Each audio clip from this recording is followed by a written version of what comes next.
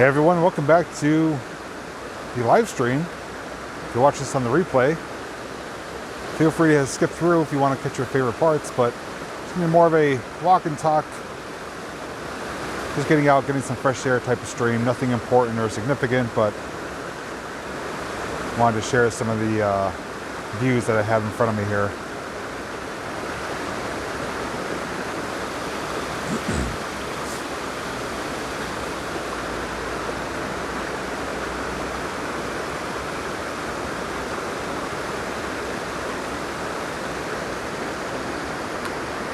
Hey, hello Jane and Alicia. Hey Bunner family, hey Alan. No snow, anything but snow. We got gorgeous day today. Clear sunny skies, around 40 degrees. Hey everyone, yes, I am glad I'm feeling better too. I was down and out for a couple days, sore, achy, lightheaded, but rest and some medicine and fluids turned it around. I'm probably right now about 95% feeling wise. And I want to get outside, get some fresh air, get some exercise. So we're going to do a little walking around here. Check out some of the gorgeous views here at our local McDade Park, it's called. I've been here before. We're going to take a walk, do some talking, and just spend a little bit of time together. Maybe afterwards we'll stop at Subway, get some food, but I just need to get out of the house and soak in the sun rays, breathe in the fresh air.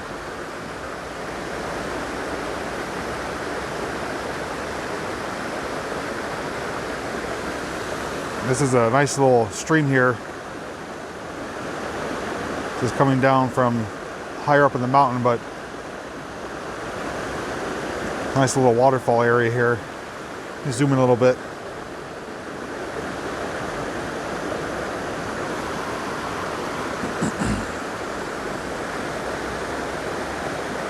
Yeah, I'm feeling more like myself today more than ever, so I figured let's get out of the house, let's go get some fresh air, get some exercise.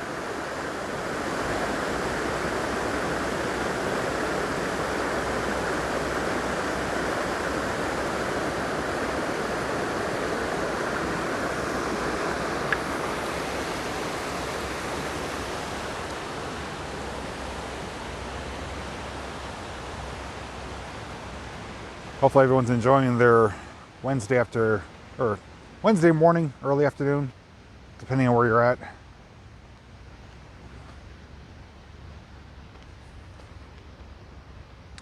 But those of you who have been watching my channel for some time now, this place probably will look familiar.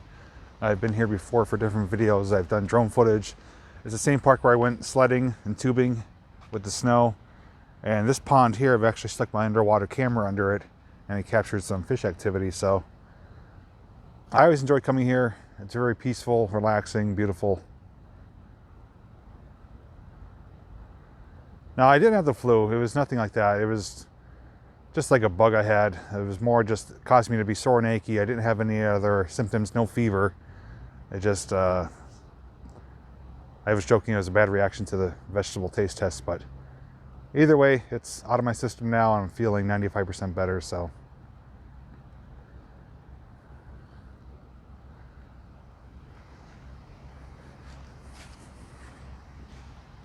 So while we're walking and talking, I'm not going to talk too much, hopefully. I sometimes ramble, but if you guys have any questions or things you want to talk about, feel free to. In the meantime, if you have nothing to talk about, you're welcome to just sit back, relax, take in the views. And we're going to follow some walking paths. We're going to end up going through the woods a little bit and coming out where the coal mine tour is. And the coal mine tour is not open right now yet, but you can still walk the area. I can show you where the portal is and the equipment that's on the ground. So that'll be towards the end of our walking tour. So if you can't stick around, you can always catch the replay. It'll be under the random live streams playlist if you wish to see what you missed. Morning everyone, welcome to my little morning stroll here. It's a pretty cool shot right here, actually. Now this looks really nice in the summer and springtime. March till springtime when everything blooms. There's a lot of vines and flowers here. People come here to get wedding photos taken. So maybe I'll come back in the springtime. We'll do another updated look at it. I probably should get a Fitbit. I don't have one. I do know I walk miles in some of the locations. There's a video I'm going to be releasing in the near future from Mike from Out Naturing. I already released his. We ended up going exploring into the nighttime, and we walked, I would guess, a minimum of probably 3 or 4 miles. But that'll be coming out, if not Friday, maybe next week. We'll see. Looks like, I think they did clean up. There's not a whole lot of leaves here. They take pretty good care of this park.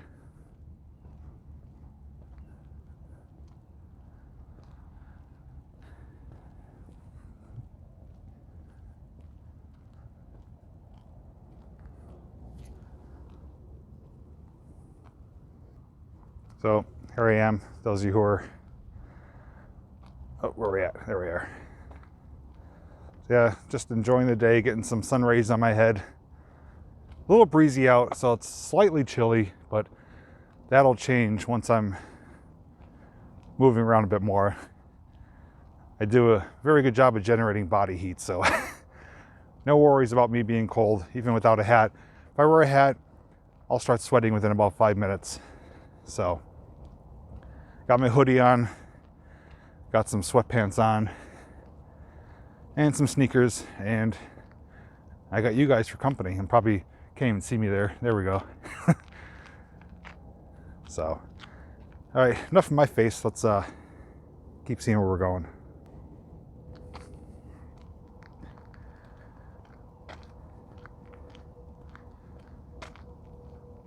You have an Android, there's a built-in pedometer.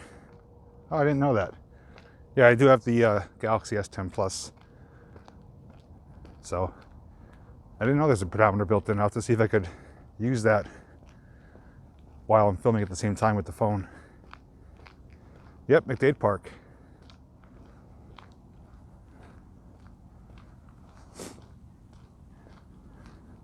Up ahead there, you'll see a hill with hay bales. That's where I came and did my sledding, tubing, sleigh riding stuff. No snow though, hoping it snows again. I want to come back and do some more.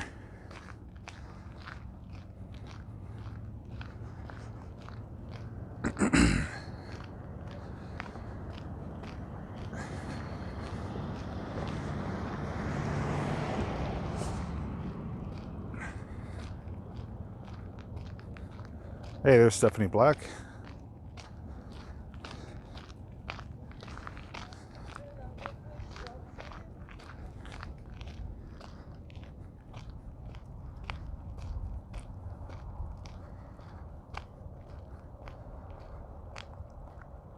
I probably can't even hear the wind. The microphone's doing a pretty good job. Yeah, beautiful day in Pennsylvania. I'm hoping that the weather will last into tomorrow. I'm supposed to meet up with Mr. Adam Tereska to do another live stream tomorrow of some abandoned zoo ruins. It's called the Kirby Park Zoo. I filmed it once before as a live stream and it came out really bad with quality, but now I'm using a better app which should be providing good quality right now. So I want to redo that. So if it doesn't rain tomorrow, there will be another live stream in the morning.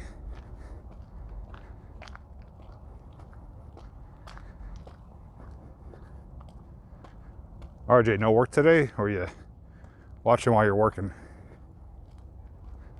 My birthday is March 4th. Coming up soon. Be the big 3-9.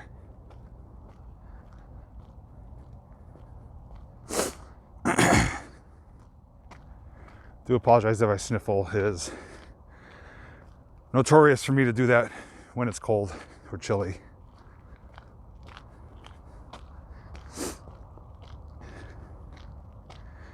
Yeah, Lily's is in July, and Jill's is in August.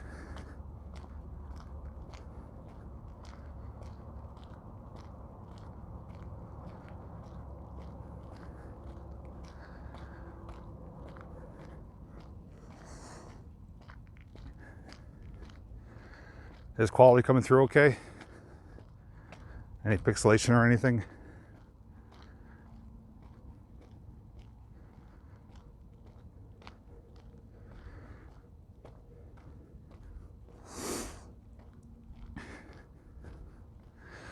Well, according to the 40-Year-Old Virgin movie, I'm actually only 19 because 40 is the new 20.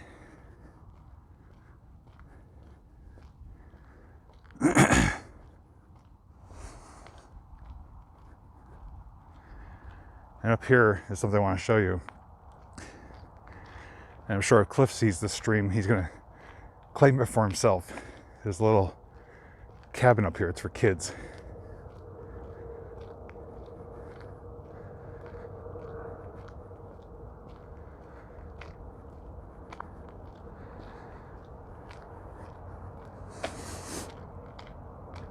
This is a great park too to fly drones. I've flown my drone here multiple times. People fly race drones here.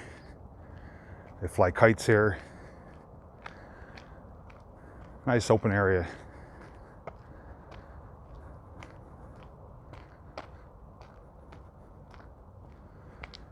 I got the Mano lantern.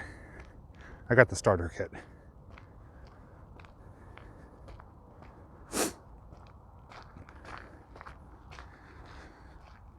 Now, several years ago, Lily was maybe 6 or 7, maybe 8. And we took her here, and this cabin was here, and I gave her one of my old cameras to play with before she started doing YouTube. And so I just started filming the abandoned stuff. And we came up here, and she's like, "Oh, I think this is an abandoned cabin." She's like, "Yeah, it's definitely abandoned. It's in the woods." I was laughing my butt off watching the video back. She's like, "Yeah, this is an abandoned cabin. It's got to be abandoned. It's got to be." She must have said abandoned 20 times. And she's like, "There's an abandoned cabin in the woods." Now, typically you could go in here, but they do have it sealed up probably for the winter season, so no one stays in there as a shelter. But it's a really cool little cabin. It's like a little kid's playhouse. But it was just funny that she portrayed it as abandoned because it's in the woods, but it's just a nice little play cabin. But I wouldn't be surprised if Cliff's like, "That's mine. I'd live there."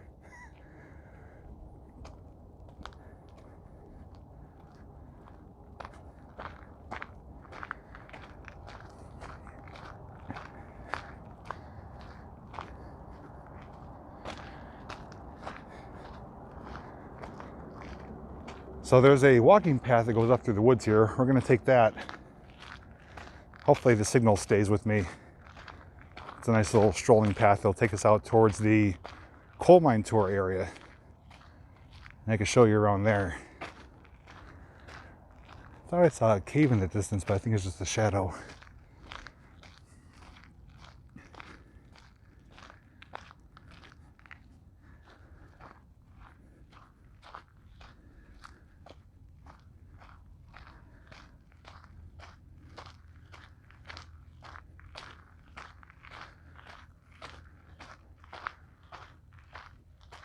The sign up here says deer enclosure.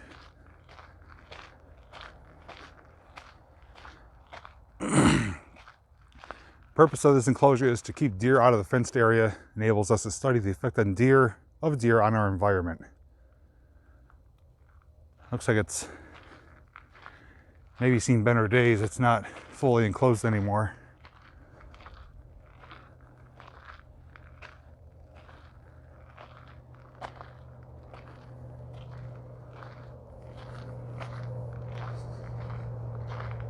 Maybe able to hear some traffic or vehicles in the distance. That is the Pennsylvania Turnpike Northeast Extension, which is up that way through the woods.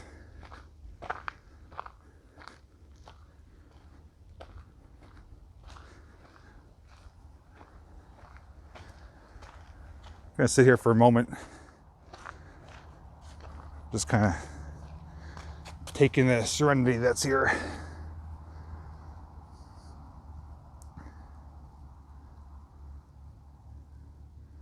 Oh, Rob, we can't have that. Can't have anybody taking you away from my videos. I'll have to put a stop to that real soon.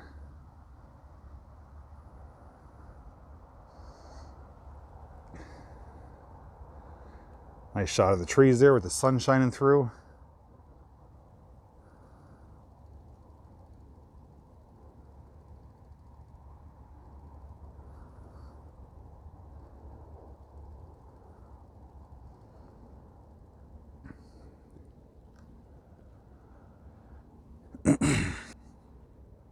And here I am. So you guys enjoying the walk so far? Think it's a nice area? I'll probably bring my mountain bike up here sometime.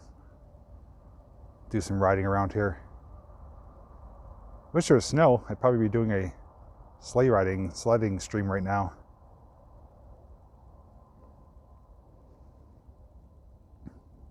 But right now, everything has been quiet. No traffic, no breeze, just calmness. It's perfect.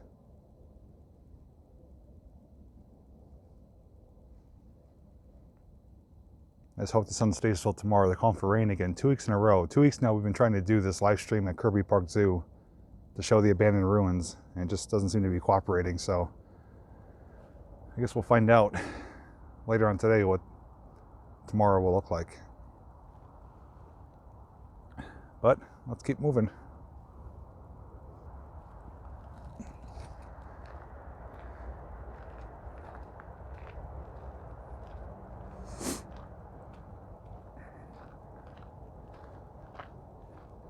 Yeah, I'm surprised I'm not down for the count after that seaweed. That was some of the worst stuff I ever put in my mouth.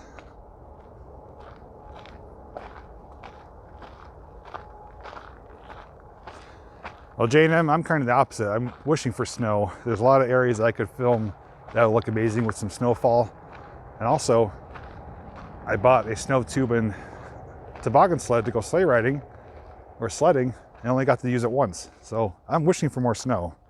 I just want one good snowfall, I'll be happy, and then we can have an early spring, despite what the groundhog says.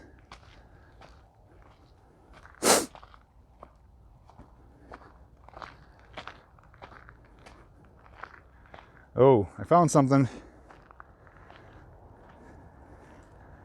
You guys see that, right?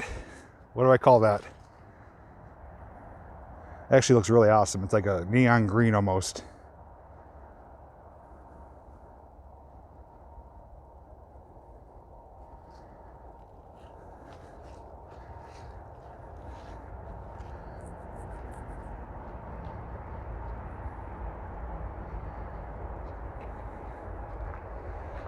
Yep, I gave you enough time to answer. Nature's carpet. For some reason I find that fascinating. You have to get a t-shirt made up with a patch of moss, put nature's carpet, or hashtag nature's carpet. It's actually some nice, let me see if I get a closer look at some rock outcropping here with some moss on it. I'm gonna zoom in to show you.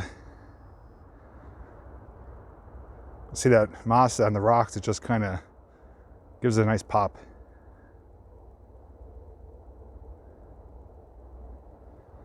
Do the entire lawn in moss, that'd be pretty neat.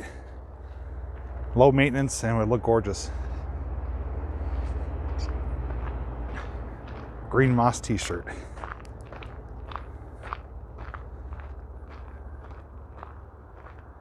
Actually, I haven't walked this trail in years. There's another main walking path down here to the left, which is paved. That's the more commonly used one. This is more the off-beaten track, but I figured I'd take this way this time and see how it looks. Trying to avoid the puddles of mud here and stuff. I do know along the main path, somebody has a little troll's house made out of the bottom of a tree trunk. They have a little door there. And like a little path made out of stones. Not sure if it's still there, but I remember seeing it last year. Next car ride. I don't know. It depends when everyone chips in for gas and cleans out the back seat. Everyone left crumbs back there and some muddy footprints. I'm trying to pile in the car. I wasn't too happy. Oh, I don't know. Maybe next week we'll do a car stream. This weekend, as long as weather cooperates, Saturday I'll be live streaming in the evening, showing a torch parade and fireworks up on the ski slopes, which will be something different to see. And Sunday, of course, is my Sunday night live stream.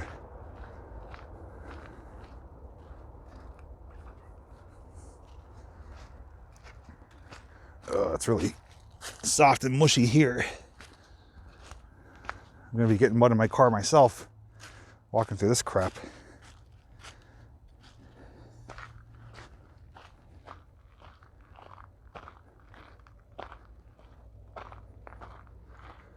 Yeah, surprisingly, no scratches on the roof from tying them down. Whoever tied them did a good job.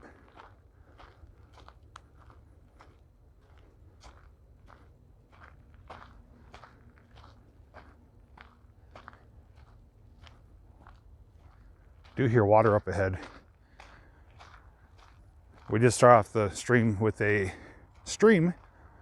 little waterfall. I think we'll be coming to the upper portion of it.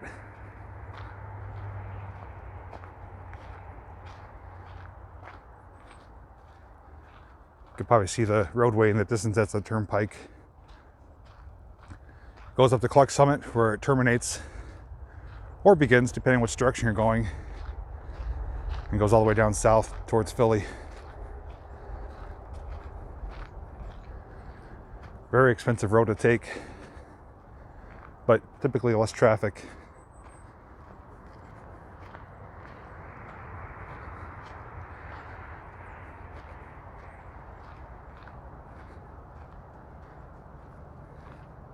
All right, Michelle, have a good one.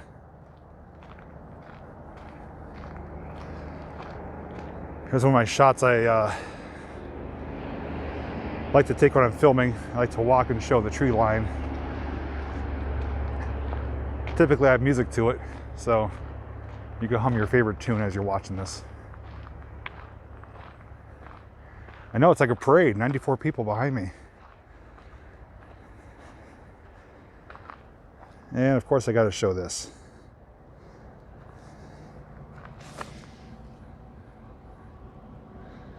Some more of nature's carpet and some shells. Look like the squirrels have been busy here.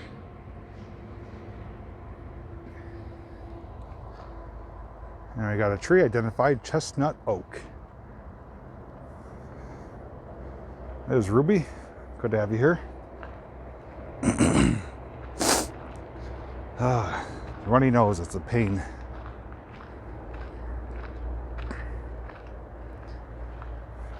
Squirrel. Get away from my nuts. You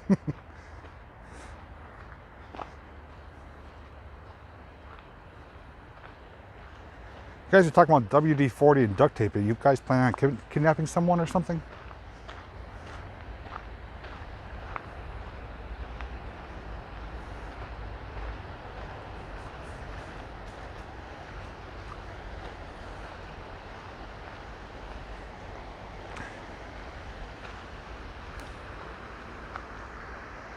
So the water that we checked out earlier is actually coming from a culvert or a pipe underneath the turnpike. You can kind of see it right there for the most part through the trees. So it's coming up from the mountainside where the landfill is. So I don't know if it's the best, cleanest water, but it at least looks nice.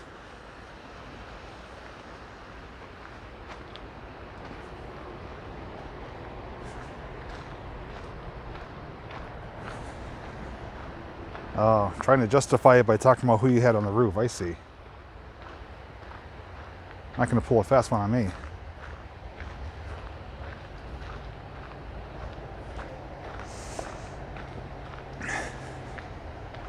Hopefully you didn't leave them on the doorstep like on vacation with Aunt Edna.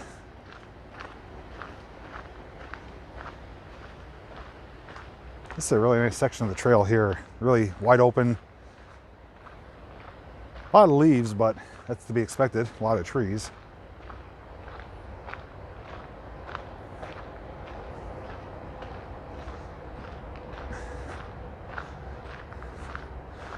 Well, when you were younger, I don't think the landfill was as bad as it is today.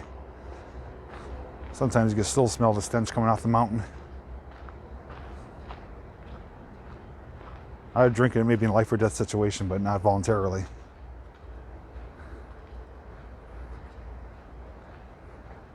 You gotta be kidding me. The pedestrian bridge up here is closed. How am I supposed to cross the stream?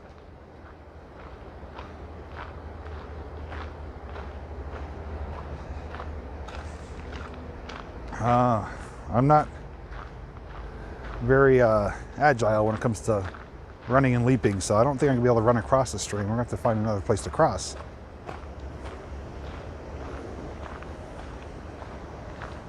Bridge closed. That doesn't really say much about it as to why. I was here with Mike from Out Naturing. This is actually the first place we met, and it was open then.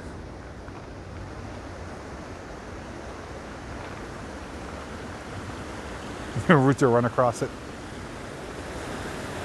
Well, at least we have a nice little fall here.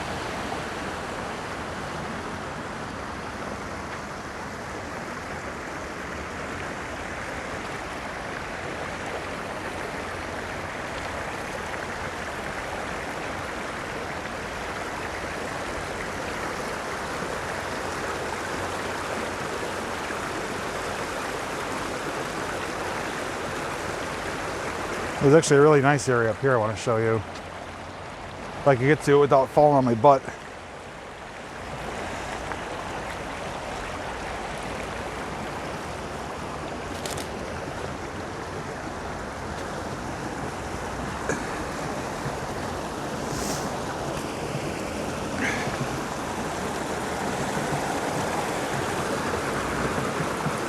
It's a nice area right here, a little cascading falls going around the boulders.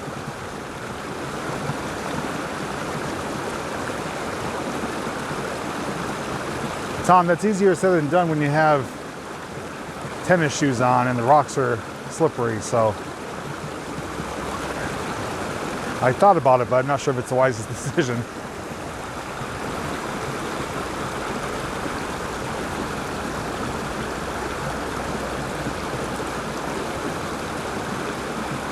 Let's go swimming. Got to bring your floaty. No lifeguard on duty.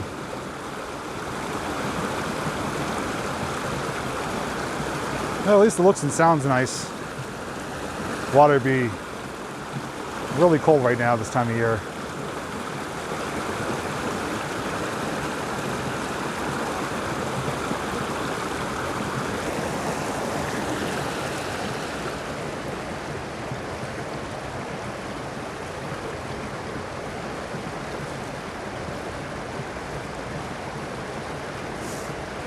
Yes, there are other shoes out there. These are the ones I grabbed. I have many pairs of shoes and boots.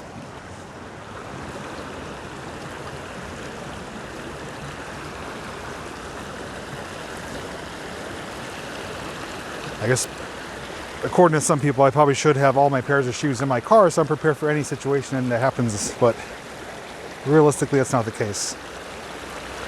Now, see, I could get out to there, but taking it from there to there is going to be the problem.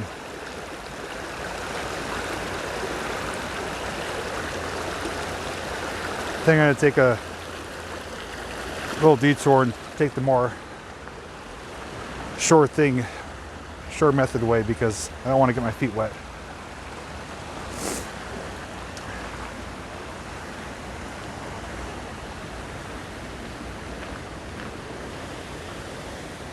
Well, the stream eventually goes down under the road. I mean, I could walk down the hill and cross under. I'm gonna see if there's a smaller path somewhere I could maybe cross across. That doesn't make any sense. Go across. Yeah, see those walks? I cannot talk. Those walks are all wet. The rocks are all wet. Welcome to my first day of live streaming.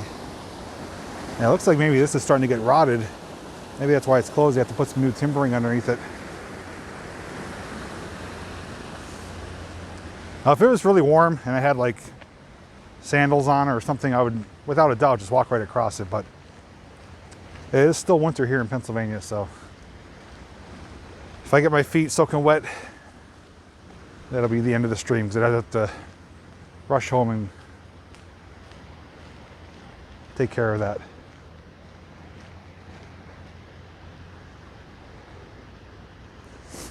You need breakfast. I'm gonna be stopping for lunch, probably Subway after we leave here.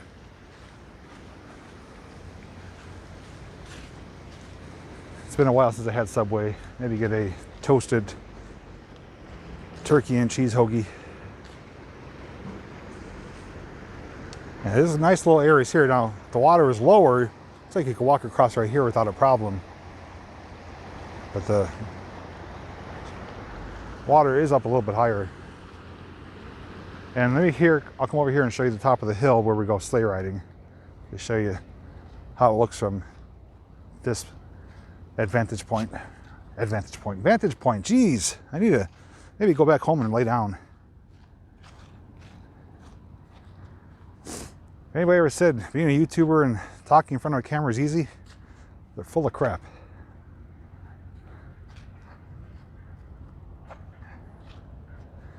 So here's the top of the hill. As you go down, it gets steeper. Now, down the bottom, that parking lot didn't used to be there.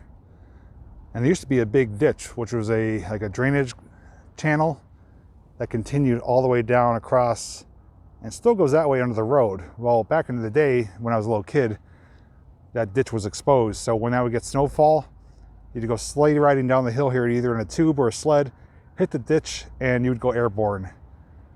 Many kids broke some bones, I believe. That's why they covered it up and put probably a pipe through there. But they used to be exposed. That was the best airtime ever. And looking across, you could see in the far distance those little white stripes. That is Montage Mountain Ski Resort. That's where I filmed the cardboard box race. And that's where I'll be Saturday night to film the fireworks and the torch parade coming down the mountain. So Saturday evening around 6 p.m. if you have nothing to do, feel free to hang out with me as we watch some fireworks.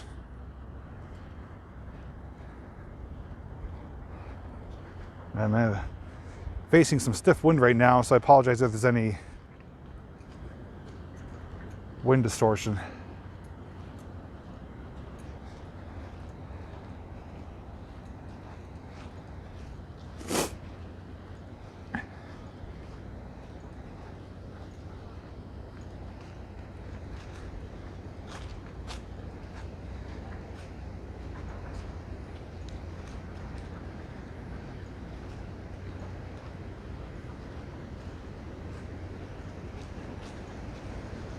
I guess Rob's going to watch other people's videos.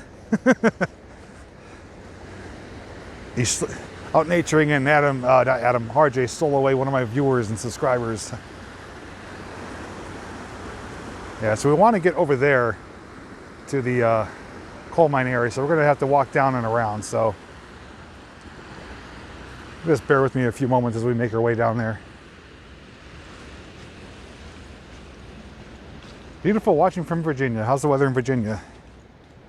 I'd imagine probably about the same as here.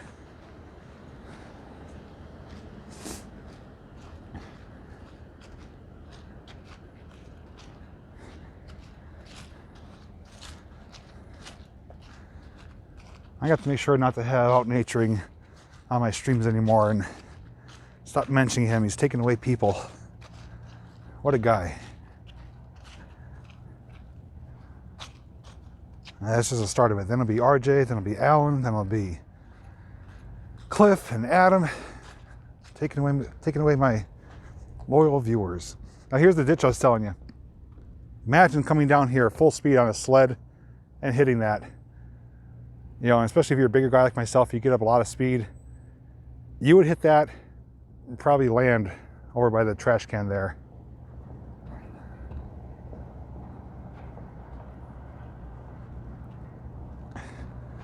It's okay, I know you guys all ganged up out to get me.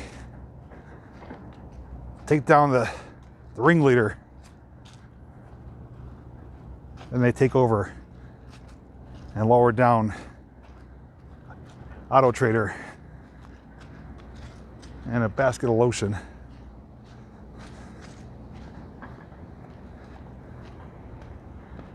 It puts the Joe Dirt in the hole.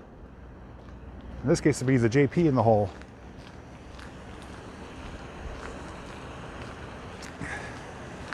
There's another little section of the stream here.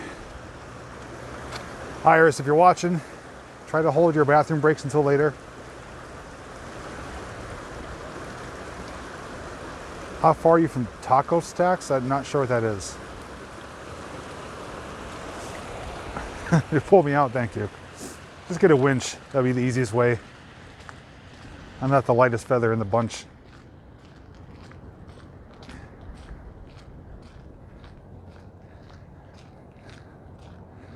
I definitely know those of you who are loyal and some who are just kind of fly-by-night viewers.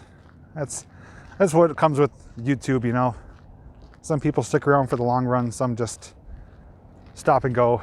That's perfectly fine, but the loyal, dedicated ones hold a special place in my heart.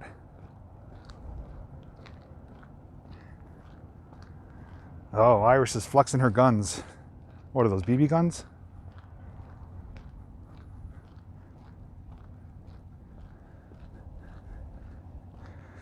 I'm gonna see how many haters are gonna comment on this stream. I'm actually out walking around, gonna eat Subway,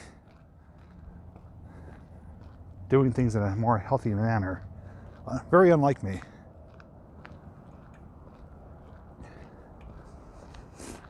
They're doing some construction down further end of the park. Always smells diesel in the air. It's a nice statue here. I've taken photos of it before. Pays homage to the anthracite coal miners.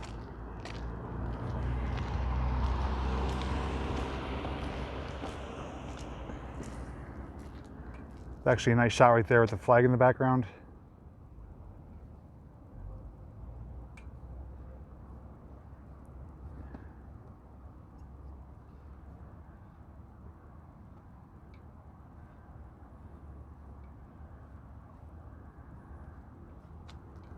If you guys want to read that, I'll keep it here for a moment or two.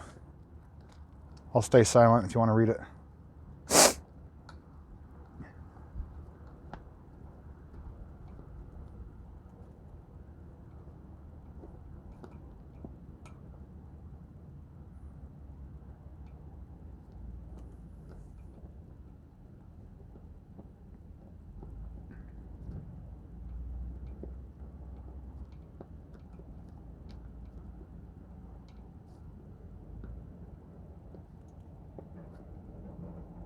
Oh, Iris, you missed the last car ride, so I know what you're talking about.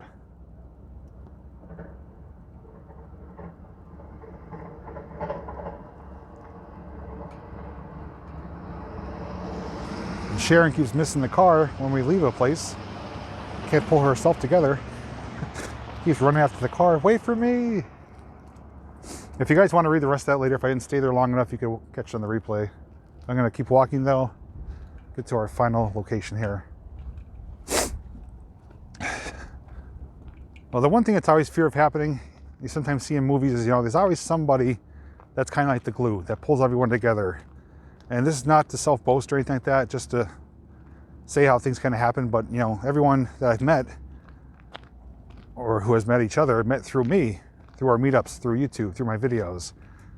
And a lot of times you see in movies, you know, everyone's grateful and thankful to the people of how they met through that one individual or one collection group, and then they end up turning on them, going against them.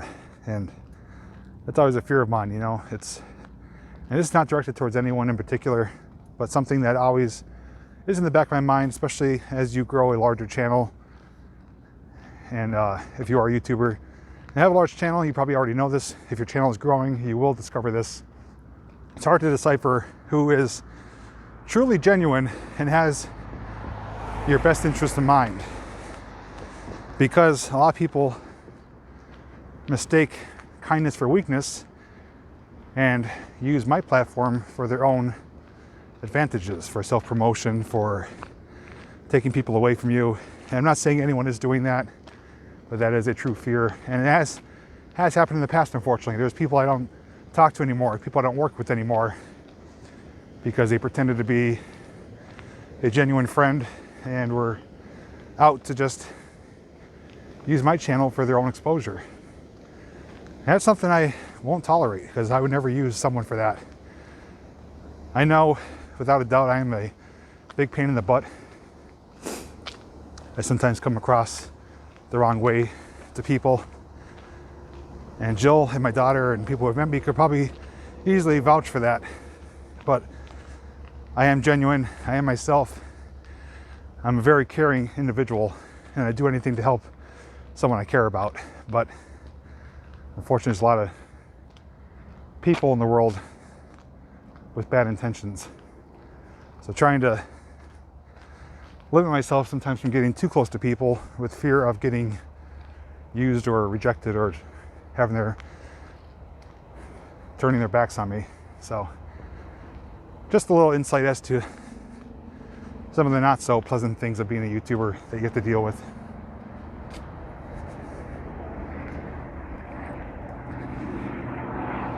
So here we are, Lackawanna County Coal Mine Tour.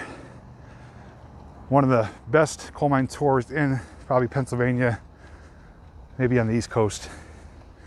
Takes you 300 feet down below the surface, and you do a 1-hour walking tour in a former coal mine, anthracite coal mine that closed in the 1960s, I believe.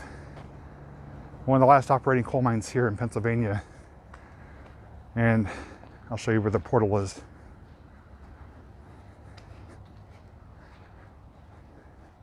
I did do a video on this. If you want to watch it, just search Lackawanna County Coal Mine Tour, you'll find it.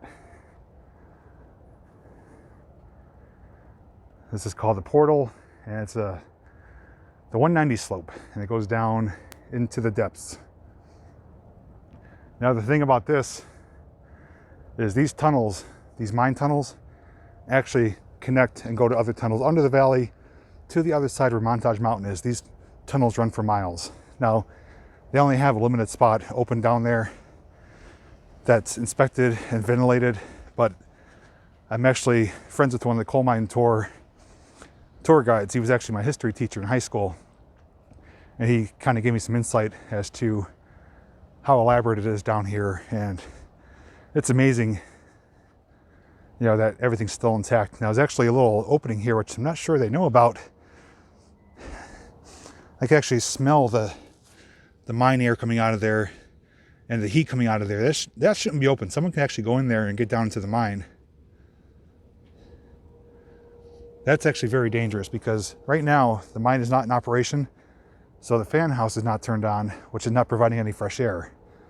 Without a doubt, there's poisonous gases coming out of there.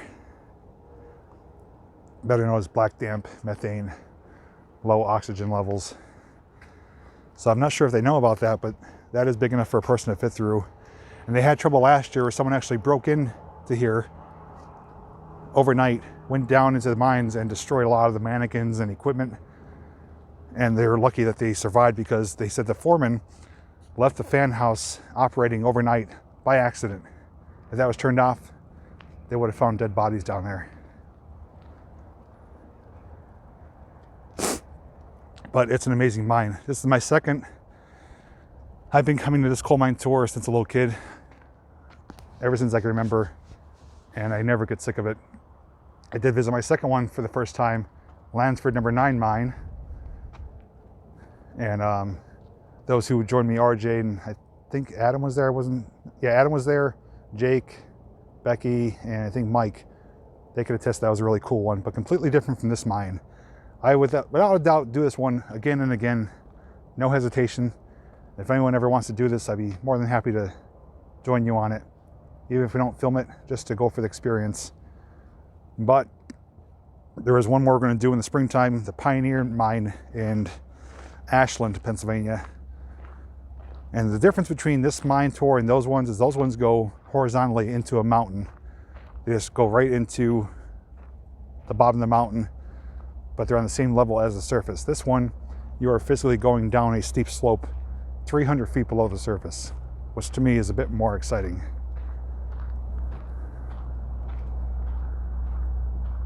Yeah, we went to Pioneer the same day we went to Lansford. Pioneer closed a few days before we got there. Lansford was still open. So that's the only reason we ended up doing Lansford. You can see some of the old coal cars here. These would get loaded up, pulled out by mule, later on pulled out by a hoist. And this was a functioning tipple. This tipple here, they would pull the coal cars up and they would get dumped into a hopper, which load a dump truck sitting below it. And this was the same tipple that was used when the mine was in operation. Now back in probably the 90s, this was open. You used to be able to walk up there, look at the innards of it, but they did seal it up for whatever reason. You can't go up there now, but it was pretty cool. You used to be able to walk up there, look down into the dump truck. But I'm gonna see if I can speak with the, his name is, I know him as Mr. Davis. He was my history teacher. He's a tour guide here on weekends. I'm gonna see if he can maybe arrange something for us to get maybe like a private tour, or maybe like an off limits area to see some stuff that most tourists don't get to see. And here's the old shovel, steam shovel. I used to mistakenly call it Bucky Russ. That's how it looks on the pronunciation of the name. And it's Bucyrus. I was corrected on that hundreds of times, so that will never be mistaken again. It is Bucyrus, and it's a steam shovel. More commonly used for strip mining. Very cool piece of equipment. You can still see some of the teal color popping through. And I'll show you, if you guys want to see the dozer and the dump truck, and I'll show you where the fan house is. And I could tell you a quick story, which I shared before, where I got hoisted out of the coal mine through the emergency escape capsule, which is like almost like a little elevator that gets lowered down.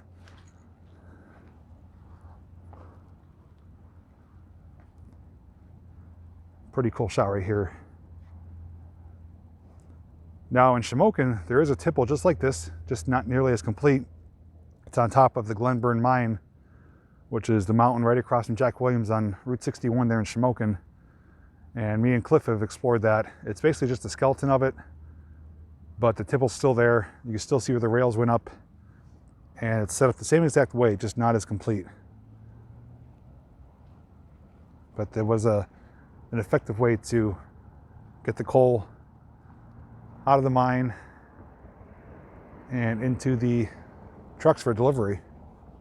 And of course, this dump truck always is enjoyable to see, as it's pretty much my favorite color. If it was teal, it would be ideal. That rhymed. But it's a pretty cool old Mack truck.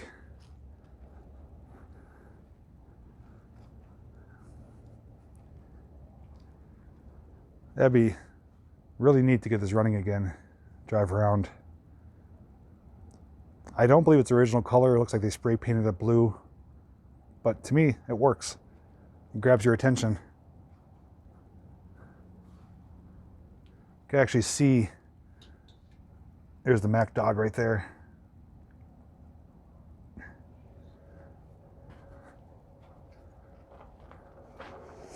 Oh, it smells like a skunk over here somewhere.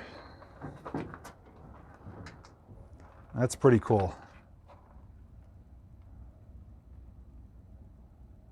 Still got the cluster gauge there. Everything's, for the most part, intact. I love the steering wheel, though. You got a little toolbox in here. The cab of it is actually in really good shape. It's being protected under here because it's under the tipple, so it doesn't really get much rain.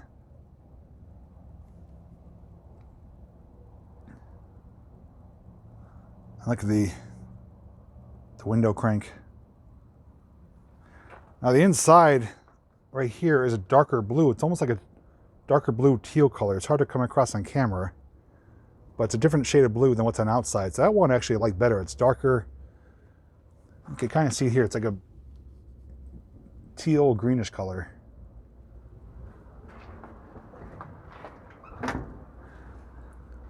But it is a really cool truck. And when you look up though, you know, it is situated underneath the tipple.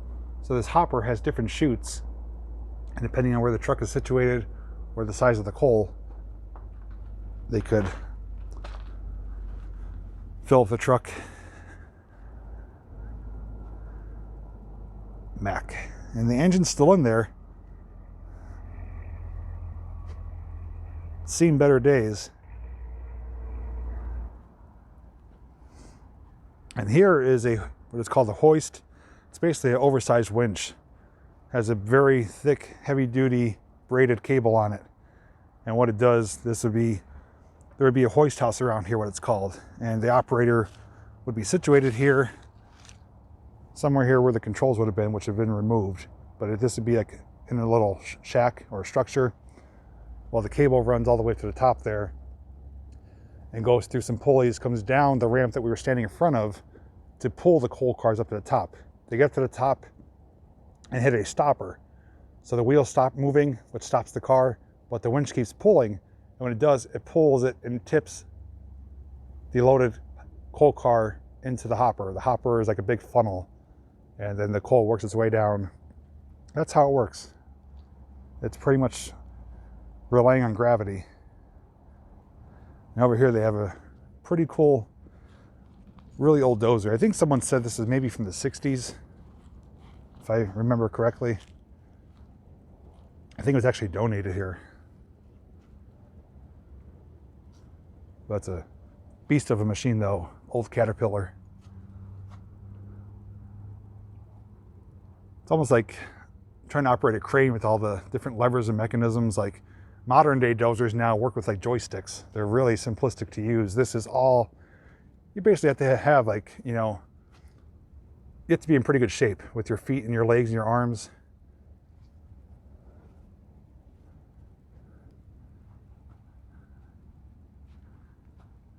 Looks like I had a winch on the back.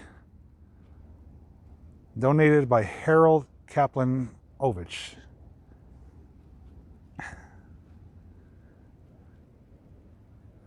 Not sure if this is maybe like a D6 or something. Oh, D8. There it is. Caterpillar D8.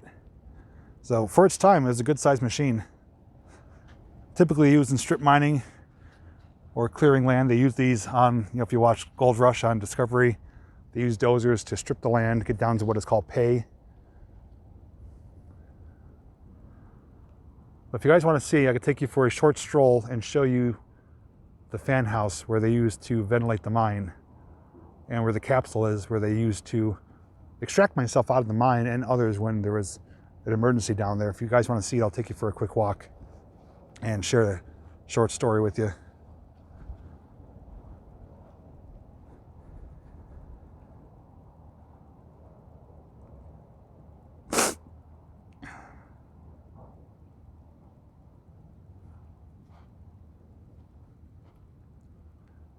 I just love that truck though. Just compared to the rest of the landscape here, everything's dark and dreary. This is just bright and vibrant. So we're gonna do a little bushwhacking here through the woods. Take a shortcut.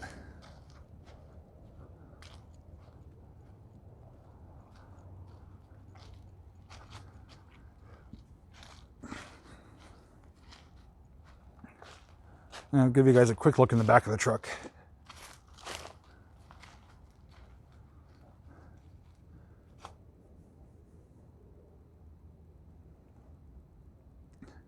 Well, with this truck, I could fit a lot of people back here, so that'd be one heck of a drive stream, don't you think?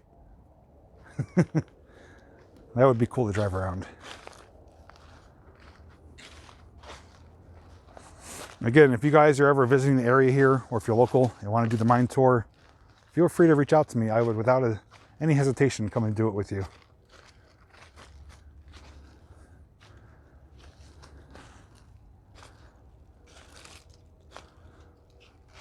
Trying to find the easiest way through here without twisting my ankle.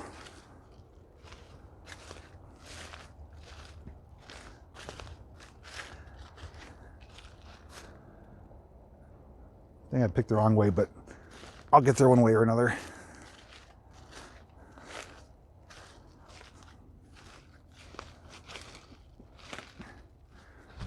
Would 117 of you fit in there right now? Absolutely. I fit 200 in my little Escape the other night, so I think a dump truck will hold 117.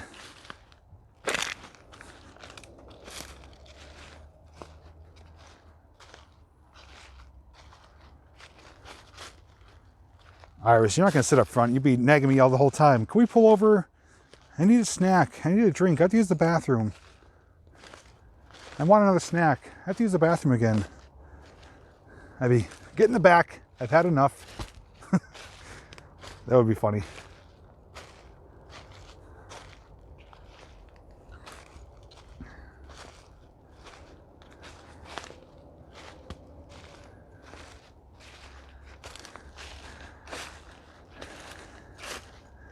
Oh, it's out of love. Don't worry. I get picked on all the time by you guys, so. Okay, so here we are looking at the fan house. And right here is great. There's a huge fan. Typically when it's operating, you probably wouldn't be able to hear me right now. And what this does is it blows out the air down to the mine. The way the mine is set up right now for the mine tour, it's designed specifically for air ventilation. So they have certain chambers and portals and tunnels blocked off with tarps or with cement to control the airflow. This exhausts the air and at the same time sucks in fresh air down the portal where I showed you where the ride starts. So it's continuous airflow coming through. When this is not on though, gases do build up. Coal produces what is called black damp, and it's a low oxygen, high methane, very prone to explosions and very low oxygen levels. It's not really sustainable for human life. So without this running, miners wouldn't be able to work and tourists wouldn't be able to walk down there. You'd have to have your own like breathing apparatus because it'd be impossible to breathe.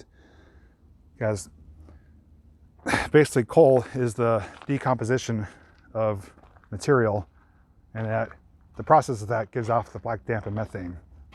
But here is called a hoist house. As I mentioned, there's different hoist house. This one is an emergency escape capsule. As you can see, it looks like a little tiny tube, you know, of sorts. Believe it or not, I actually rode in that. And I'll share a story with you in a moment. I just want to give you a look at it here. But inside of here, this little shed is another hoist, the same type we looked at down below the tipple. And there's an operator's cabin there, and they would operate that to lower this capsule, which is a little hatch there, almost like a for a sewer drain hatch that goes 300 feet down into the mine. And this is a little 2 to 3 person little emergency capsule. I was in there with another lady and her daughter at the time when I was hoisted out of the mine. Not many people could say they've ridden in something like that. The same thing was used for, I believe, the Chilean mine disaster. They made a movie or documentary about that. And they drilled a big borehole down into the mine, lowered it down with the hoist or a crane to rescue the miners that were trapped down there. So I'm going to try to prop up the, let me see if I can do this. Let me come over here. Oh, look at, they got some, this trailer I think is relatively new. That wasn't always here. But look at the axle from the minecart, which is going to lead to the information I'm going to share with you about why it had to be removed. I'm going to prop you up on here and talk to you for a moment.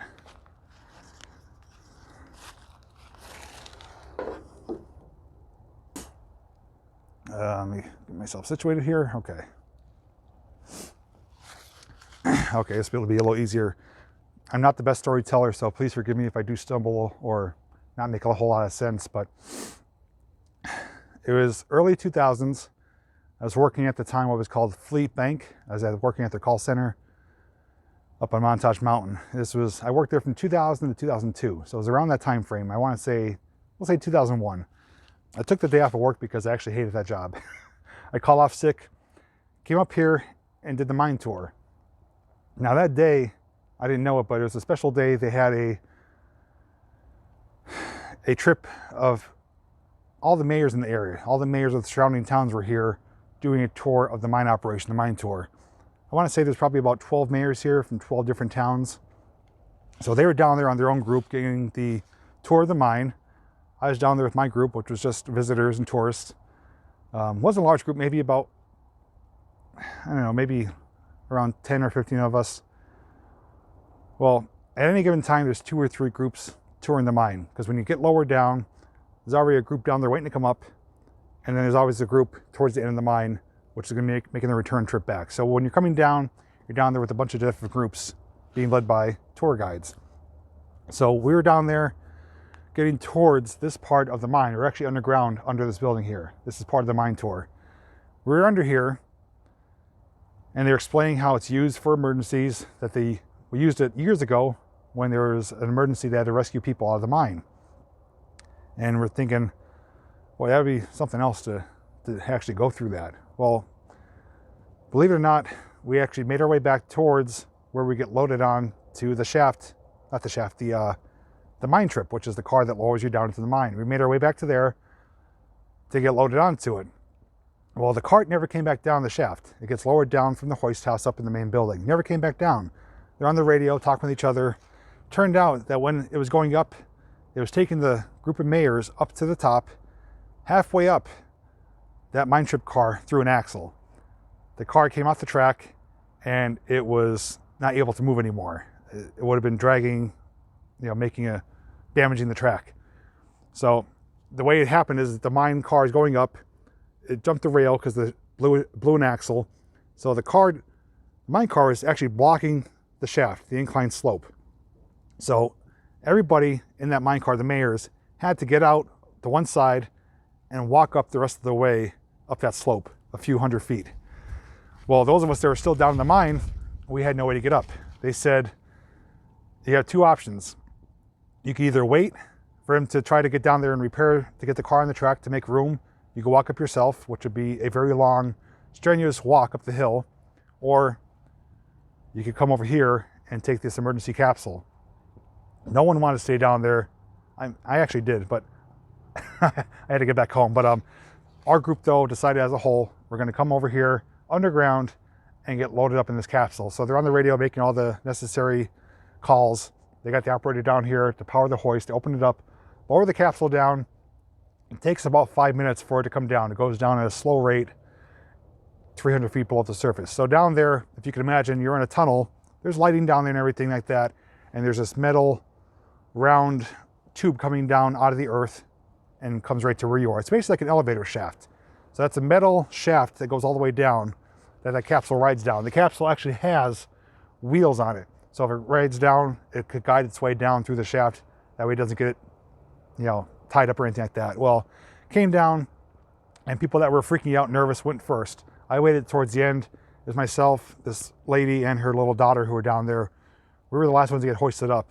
So you basically, they make sure you get in there safely, and they seal it up, and next thing you know, it just slowly and ever so gently starts rising up, and you're just sitting there, me and this lady, she was, just comforting her daughter. I'm just like, wow, this is so cool. I wish I was filming at the time. Wish I had a camera, but you're just in complete darkness, and eventually, you make your way closer to the surface, start seeing light coming through, and then that capsule rises out of the ground, and there's a bunch of people here, both like safety officials and people who were extracted already. They helped us get out. They were, do you need water? Do you need something? Are you okay? Making sure we're all doing okay. They actually handled the situation really well. But it's just so coincidental, though, that they talked about that situation, saying years ago, people had to be rescued out of here with that.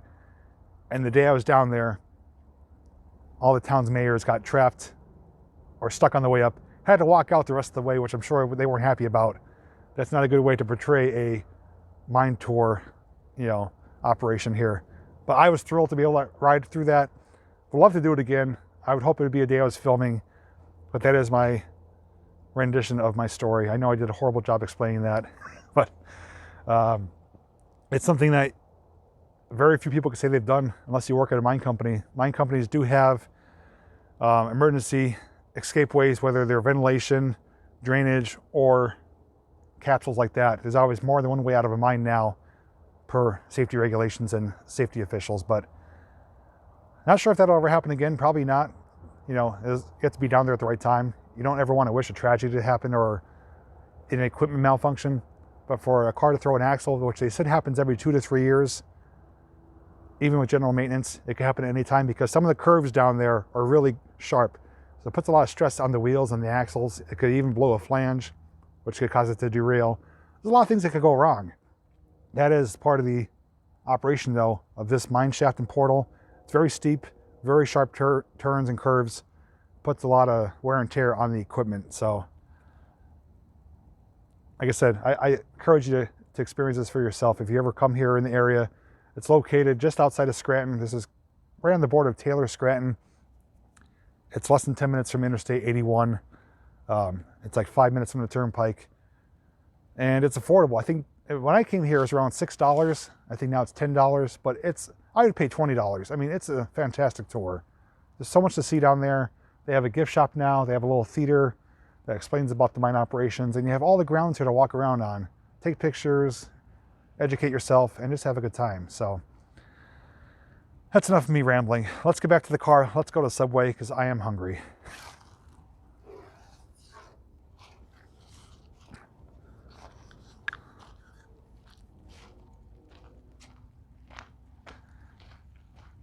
If those of you were able to suffer through my story, thank you.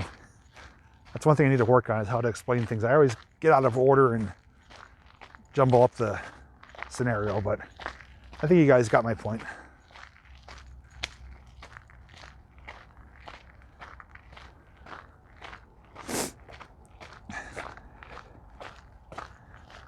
Like I said, when I did that tour I started YouTube 2010. That was 2001, roughly. So I'm not even sure if I owned a video camera. I've had DSLRs and point and shoot cameras for photography. That's where my roots began with photography, but just to recreate that today with my camera equipment, that would make for one heck of a video.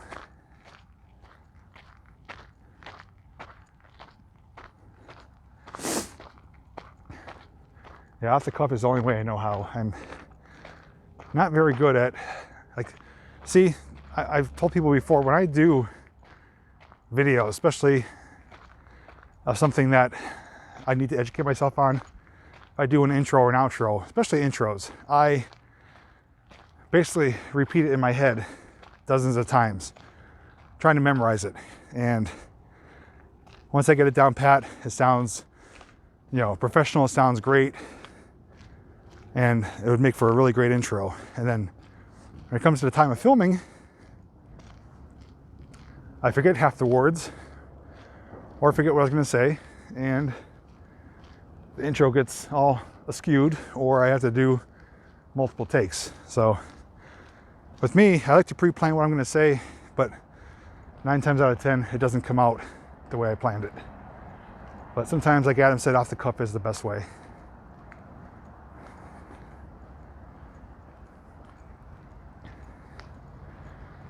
So we're going to make our way to the car. We got maybe a 5-minute walk. I'm going to go to Subway in Taylor, which is at the Walmart Plaza. So we got maybe a 5-minute car ride. I'm going to leave you guys in the car while I run inside. And then we will enjoy some lunch. I hope they have some cookies though, because I'm actually in the mood for a nice freshly baked chocolate chip cookie for my dessert.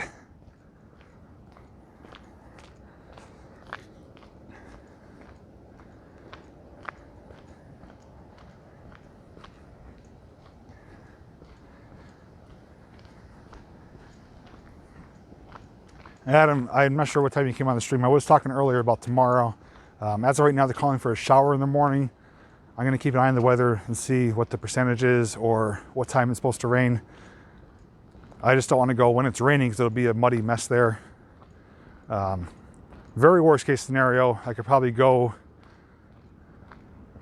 maybe Monday, because Monday's a holiday. Jill and Lily are off.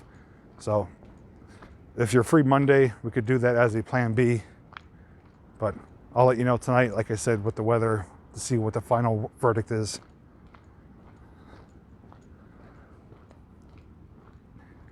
And here's one final shot. As like I said, you could come here, very photogenic location.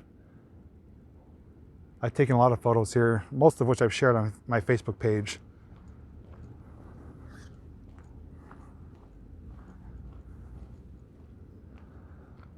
So we got 136 people that I got to feed. I hope I brought my credit card.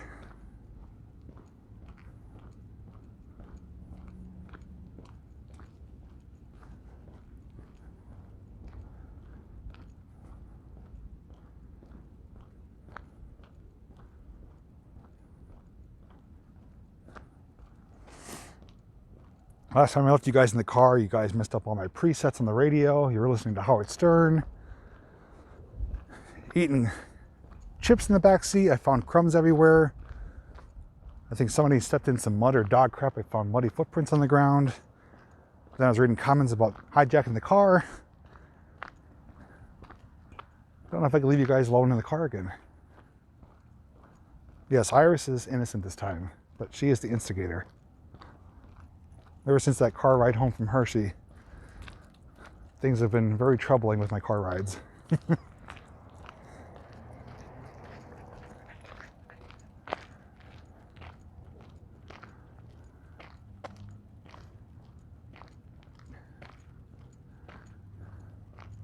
Two little Yorkies with their little sweaters on.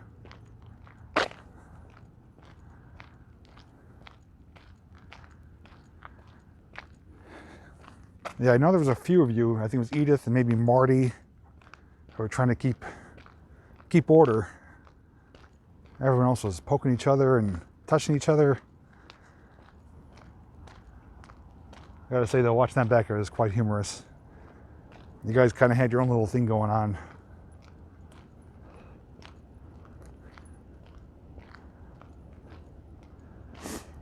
Boy, see, Iris, there you go. And you wonder why I give you a hard time. You're already being demanding. I want this, I want that. First it's a bathroom, now it's a hoagie. When does it end?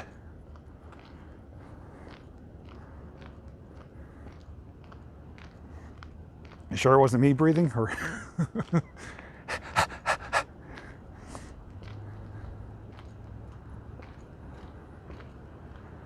yeah, most people are working now, so perfect time to come here. I prefer less people.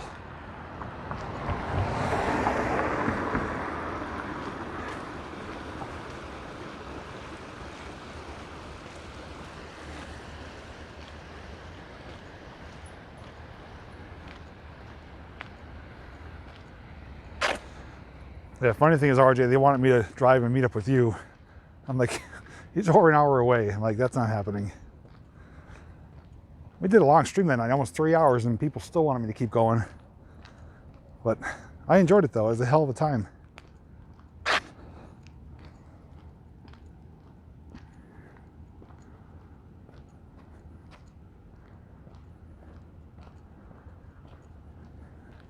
Yeah, some people were behaving. Not everyone was guilty. Well, I hope everyone knows I'm only joking around. I was not the least bit upset.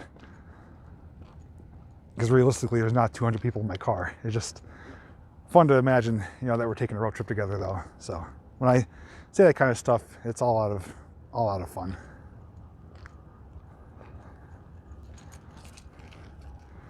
All right, Barb, have a good day. Hopefully I'll see you for tonight's premiere.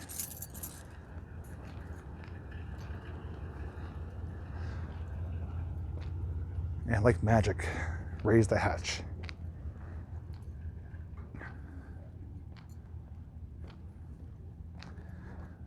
Well, at my highest stream ever, I think I had close to 500 people. And I think that's the one I was alone in the woods. I had a huge turnout. I'm gonna sit you guys down here.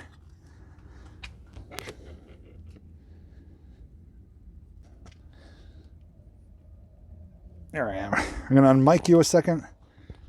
I'm gonna blow my nose because I keep sniffling. So I'm actually gonna mute you for a second here. I'll give you guys a view across the way.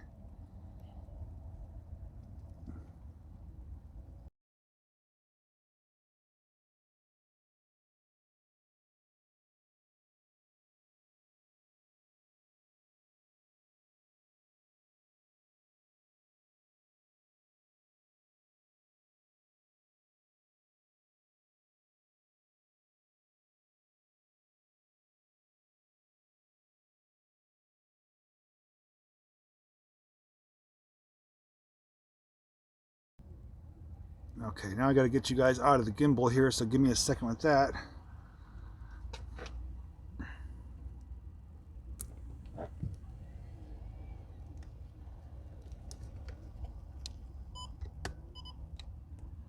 Okay, extreme close-up. Whoa! All right, let me get you in the car, get everything situated, and we'll head on out to Subway.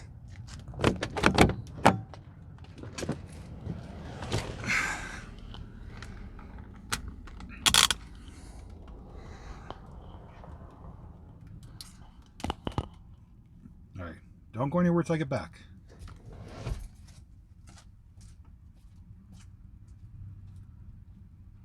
Still watching you. I see you.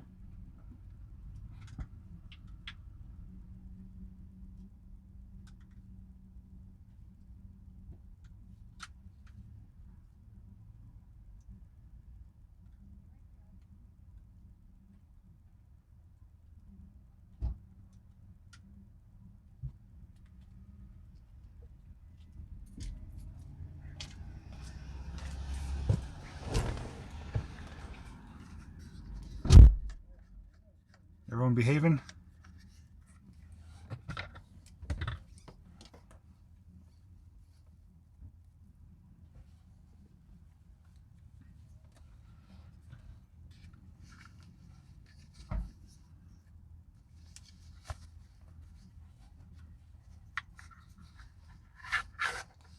Of course, I sense some sarcasm with that.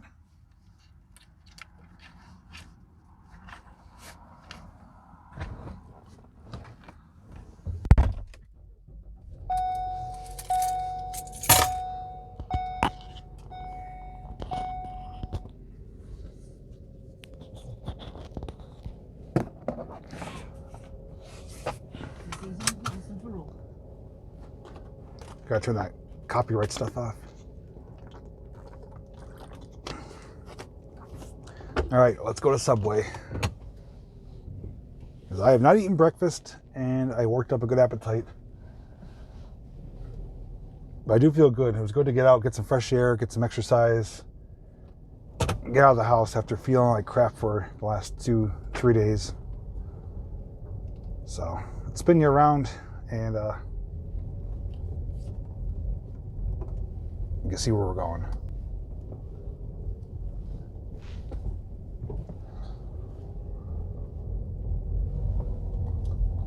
It's a very bumpy ride out of here, so don't mind the bumps in the road.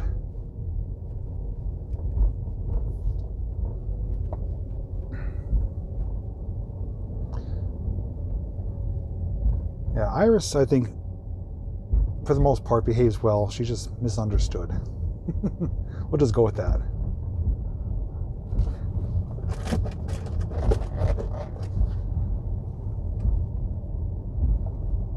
Oh, now Christine's starting with the bathroom.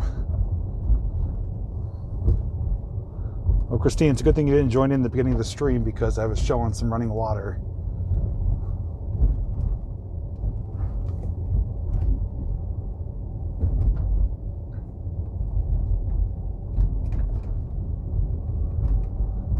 See? Hit the nail with the hammer. That's kind of like me. I get misunderstood too. Sharon, are you actually in the car or are you running behind us this time?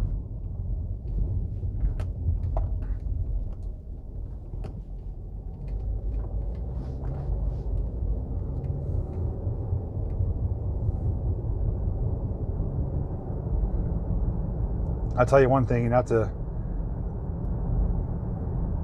mean it in a gross way or anything like that, but I'm sure a lot of people can relate. Nothing is more frustrating and infuriating than having to wake up in the middle of a sound sleep to go to the bathroom. There's times like, sometimes it's my fault if I drink late at night, like water or anything. There's times I try to limit how much I drink and try to go to the bathroom as many times as possible before I actually fall asleep. And sometimes 3, 4, 5 o'clock in the morning, waking up, having to go to the bathroom like I didn't go all day. And it just ruins your restful night of sleep.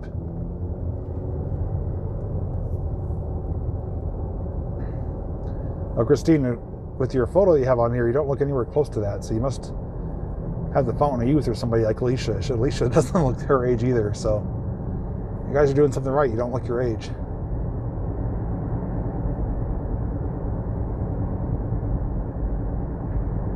There's an episode of Everybody Loves Ray, because we watched it a lot, that I always find funny. They're in Ray's with his dad at the lodge, and they're in the steam room, and Ray's there talking to the guys, and he's trying to make conversation. He's like, I got up 3 times last night to pee. And they're like, oh yeah, I know that feeling. The one guy goes, well, at least you got up. So that would be bad if you woke to pee and never got up to pee, just peed the bed. That's when you have to start wearing some Depends. Let's hope that never happens.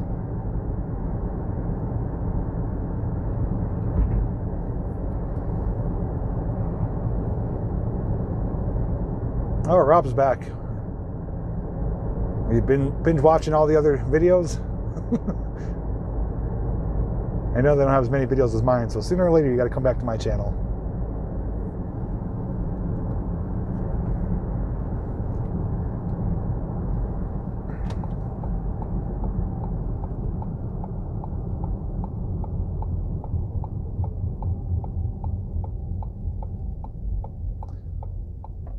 Well, Sharon, maybe you should stay outside the car. That way nobody pulls your hair. See what happens when you actually get in the car on time? People start picking on you. See, I knew it. Watching RJR videos. I have to watch this part 2 of the train yard still.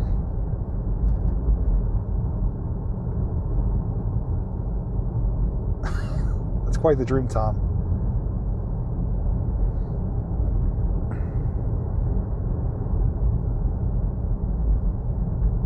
Roadkill.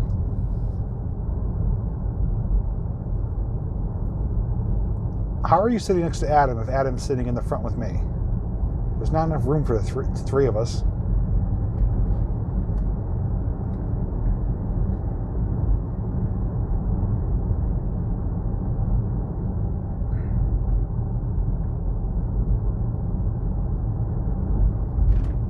Oh, RJ, that's one thing you'll come to figure out, you know, with your experience with editing is, you know, knowing what parts to cut out. I know it's always, you know, you want to leave as much as possible, but sometimes I've come to find out, sometimes showing too much is, in a sense, too much, you know. But if it's entertaining the whole way, people will stick around and watch.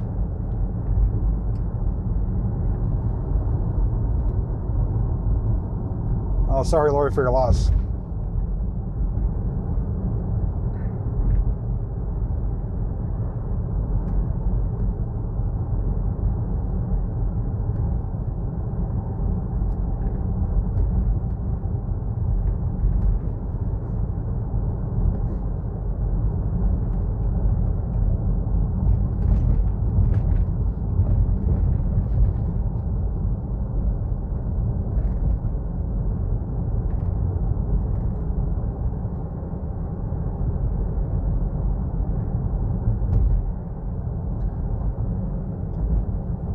Oh, actually, Jordan had a funny time because we got 137 people in the car, all misbehaving as I drive us to Subway.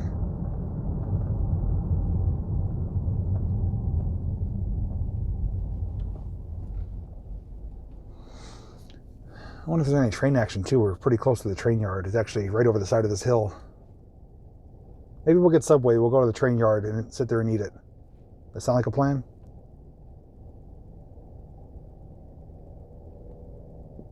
You had McDonald's today. Now you're talking.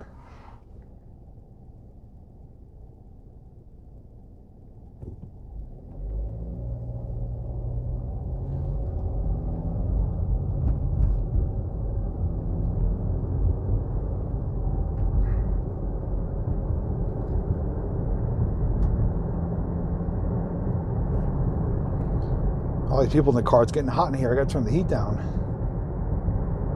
I feel people breathing on my neck. Whoever that is, cut it out.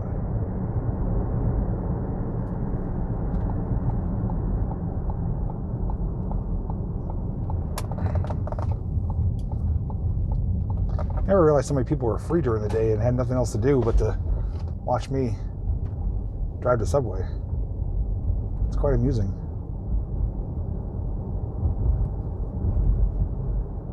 It's Darth Vader.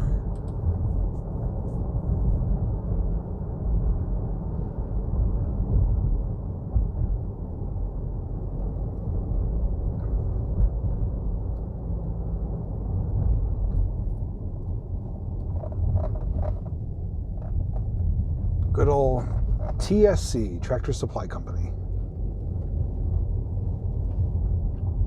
Anybody in the market for a snow thrower or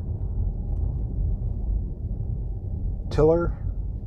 I think they actually have baby chicks for sale in there too.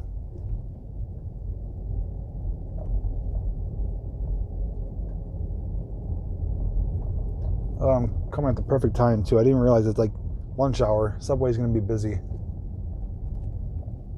Are you crossing the lady or what are you doing? Come on, what are you doing? Come on.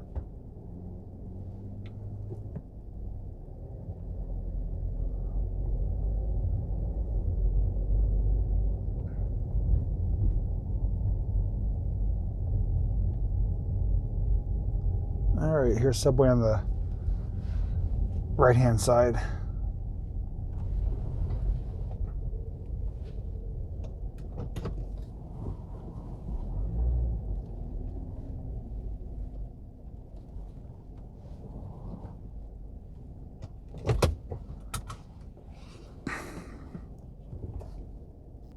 All right, so I need your word that I could trust you alone, okay? I don't want to have anything happen while I'm gone, make me regret leaving you alone in the car. So please be behaved. No touching, no poking. This lady's like, Jesus. She came so close to my car. The same lady I just looked across in front of me almost sideswiped me. Holy crap. Better yet, be vigilant of the people around my car. I want reports if something goes askew because I won't be happy. So I'm going to run into Subway. I'll be as quick as possible. And then we're going to head to the train yard and eat our lunch. Tell me she's going to Subway too. Perfect. Now I'm going to be stuck in line behind her. Ah, this is what I get for eating healthy. All right, I'm going to unmic you. I will be back. I'm going to flip you guys around though. You can keep an eye on the outside of the car.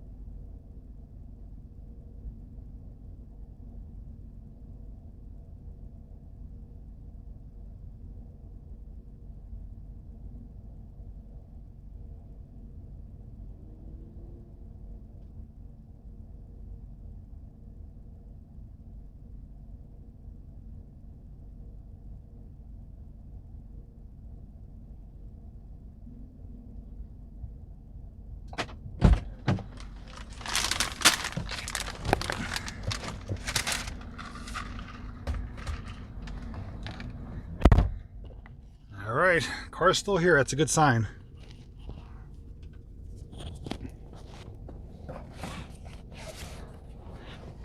Stranger danger, stranger danger. Step away from the car. Well, the thing you guys keep failing to realize is I can watch the replay to see what happens, so I will definitely enjoy doing that.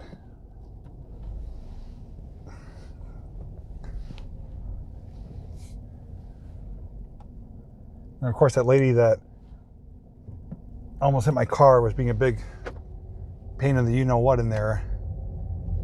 Changing her mind 3 different times, asking for salt, complaining about the size of the bun. I'm like, geez, just go somewhere else already. I just want to get my hoagie and go. Just talking trash talking you, probably just you, Tom. Everyone else is nice. We're going to park at the train yard, which is literally just down the road. And I'll show you what I got.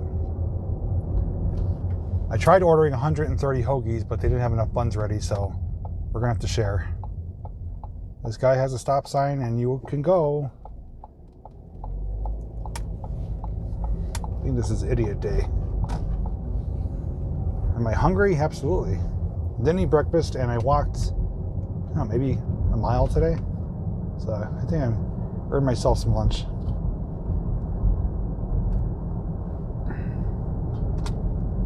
No, not hangry, just have very low tolerance for idiotic people.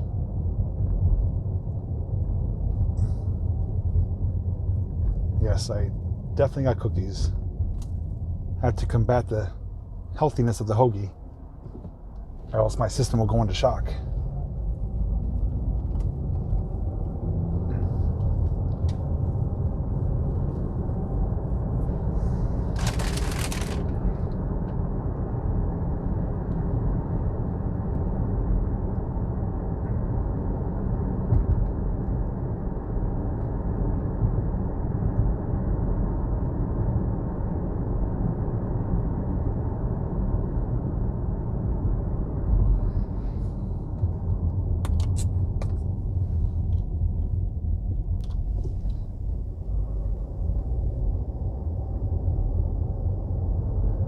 Why would I turn right? I just came from that direction.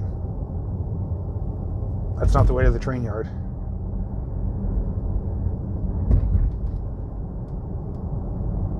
Iris, just go back to playing on your phone. Don't even pay attention to the car ride.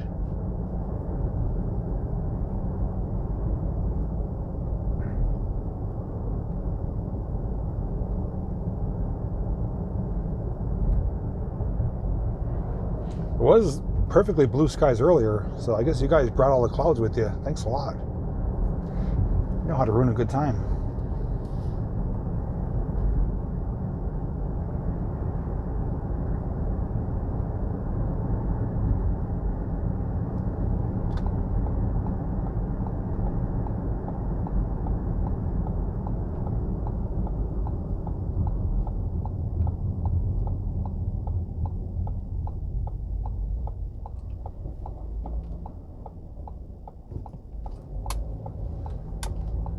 That was nice of them.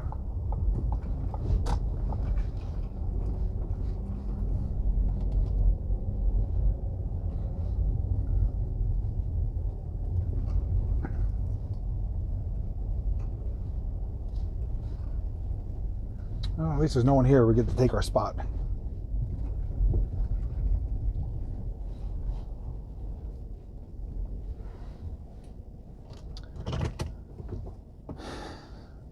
All right, so with any luck, maybe the train will roll by where we're here. But we got some time to kill, so I'm going to eat my hoagie. I'm going to turn the heat off. Just, you guys are generating too much body heat in here.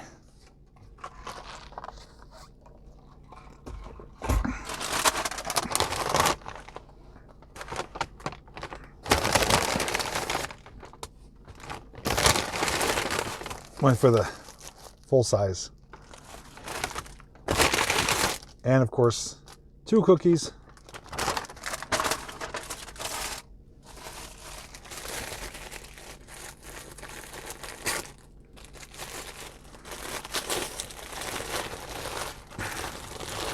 So I got turkey cheese toasted with lettuce and tomato on the Italian urban cheese bread. And it actually looks really, really good. So I'm going to thoroughly enjoy this. So all the people that complain about me not eating healthy, shove it.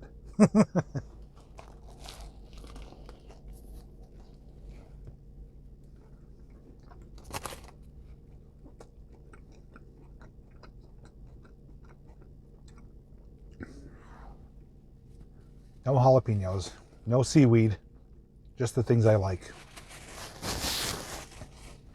Have I disabled the rewind function? Not sure what you mean. Stream's still going, so you can't rewind it or replay it yet.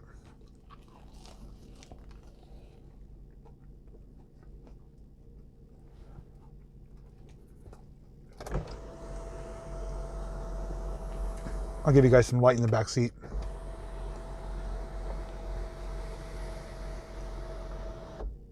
Ta-da! Let there be light. Well, Lori, one thing I can't say, thanks to you 180, I tried seaweed, because if you never sent it to me, I never would have tried it. But now I know why I never tried it. So, like I said, I know my taste buds. I know what I like or don't like. The texture of that was like cellophane wrapper. The taste was like something rotten, and the smell was just as bad. So, new video tonight will be an abandoned location revisit featuring RJ, Mike, and Alan. That'll be premiering tonight, 8 o'clock. And we'll get to see it's a location right next door to the video that premiered on Monday night. Temperature is 39.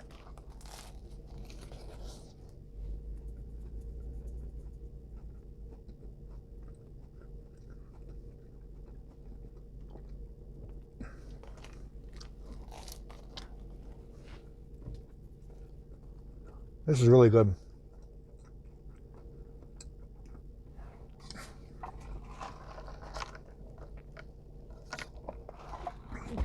Yes, it'll be a premiere. So when I do premieres, it'll be a live chat, just like it is now, but we'll be watching the video together.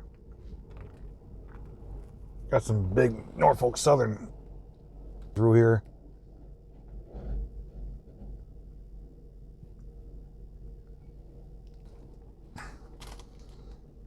Still warm, still, you know, nice and tasty and fresh.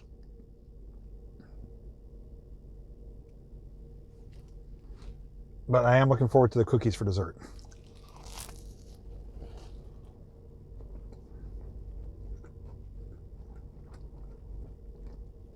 Iris, what are you talking about? I threw some hoagies in the back for you guys. Did you eat them already?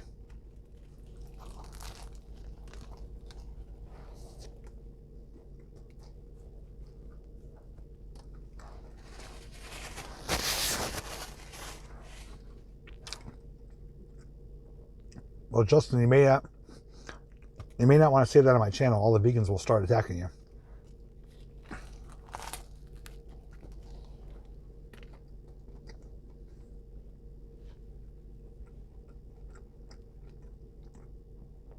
Well, I tried my best. I bought a few hoagies for you guys, so if you guys don't share, figure it out amongst yourselves.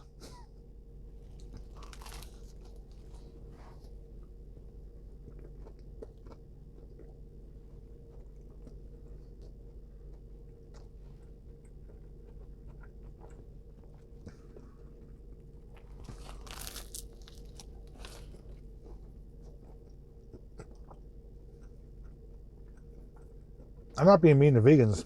They were mean to me, so I'm just stating a fact.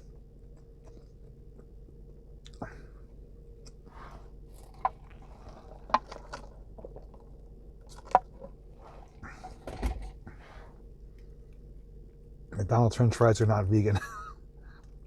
I don't think anything at McDonald's is vegan.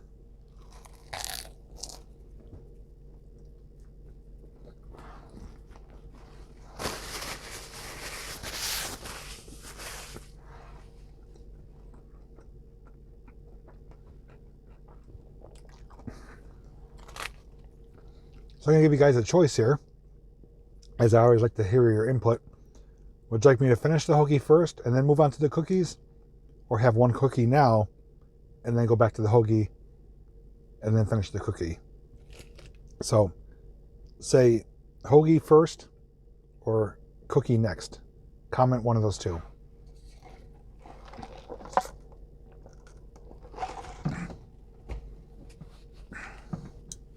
Dealer choice. Uh-oh. You have to roll the dice on that one.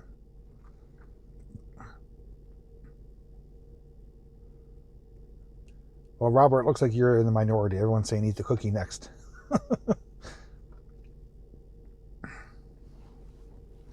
Guess I can do that.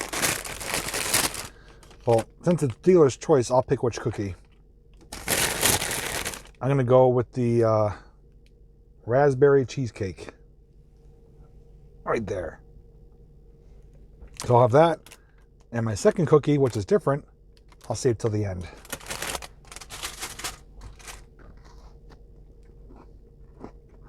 A little crunchy. I like soft cookies, but very tasteful though. Very tasteful, very tasty. You can actually see the little pieces of raspberry in there. And it's like, I think it's white. I don't know if it's white chocolate chips or macadamia, whatever it is. It's good though. These would taste awesome, like freshly baked, still warm. Oh, that'd be heaven.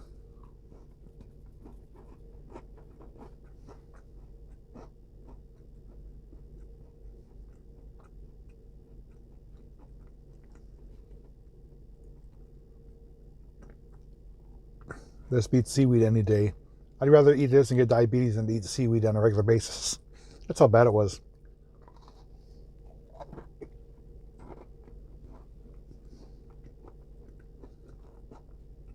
And this was a good pick. A little bit softer, it'd be 100% ideal, but I could deal with the crunchiness.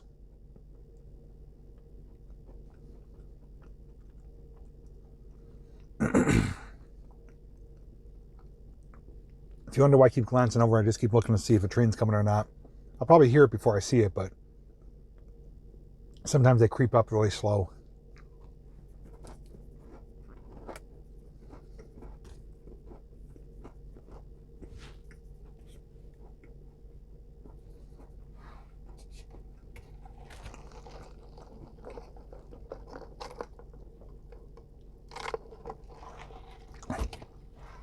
Robert, if you want to see me gag on the seaweed that I'm talking about, just watch last night's Chow Time episode.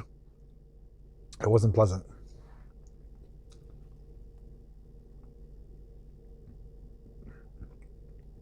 I inspire you to go to Jimmy John's by eating Subway. Not sure how that works, but whatever floats your boat. Temperature is 39. I don't really want to ruin the hoagie, so I'm not going to do that. Some things are just meant better apart.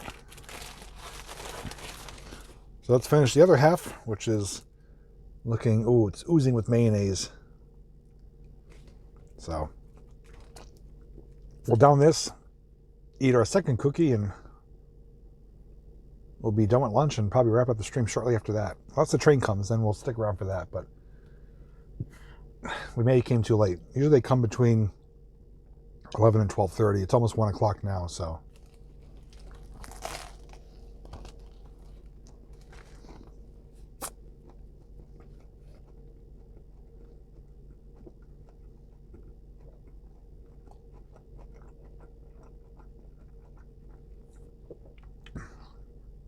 Oh, Rob, I didn't want to be inconsiderate to Lori, who sent them out to me. They did, after all, purchase everything at Trader Joe's and sent it to us for us to try. So, out of consideration, I did try it.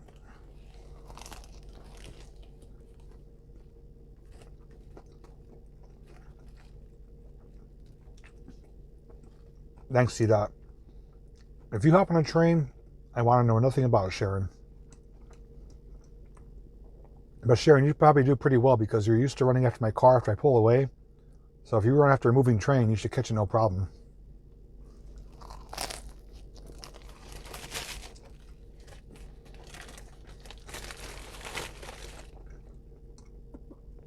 love the cold, yo. Leave Florida for Pennsylvania. Not too many people say that.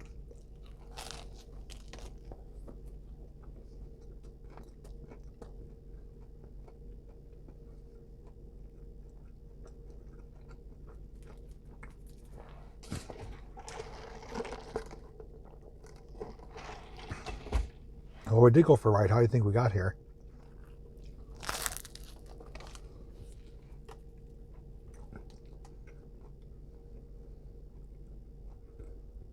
Nice stuff.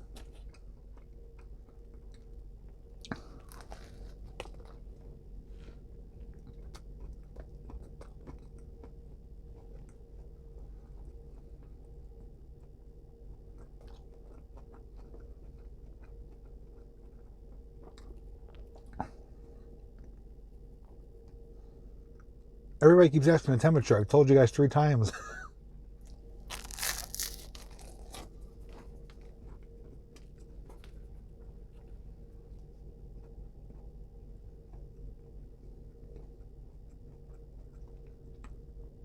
Thank you, David.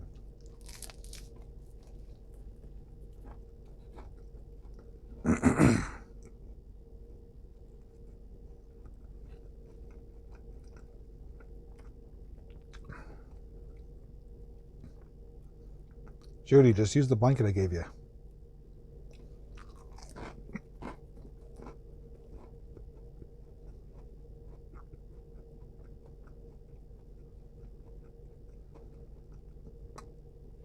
Yeah, I'll just say cold. It's a balmy 39 degrees. It's bikini weather.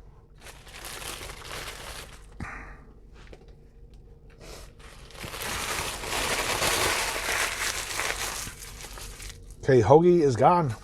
That was really good. On to our second and last cookie. Any guesses what it is?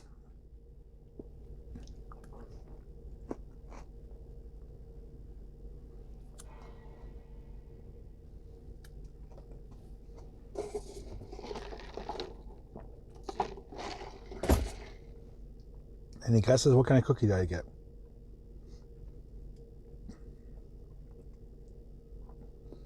Oatmeal. You crazy, Christine? You know me better than that.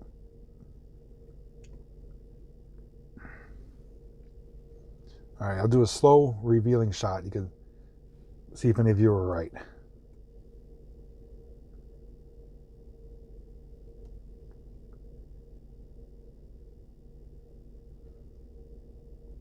Double chocolate. So I think it's chocolate with chocolate and white chocolate chips. That one's soft. Ooh, so soft it fell apart on me.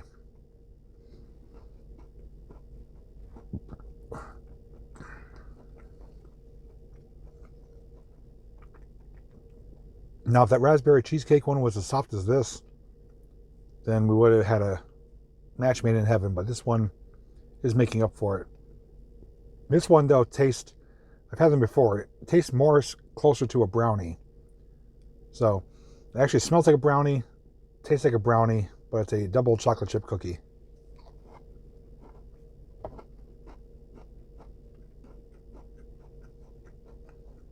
These are not nuts, these are like white chocolate chips.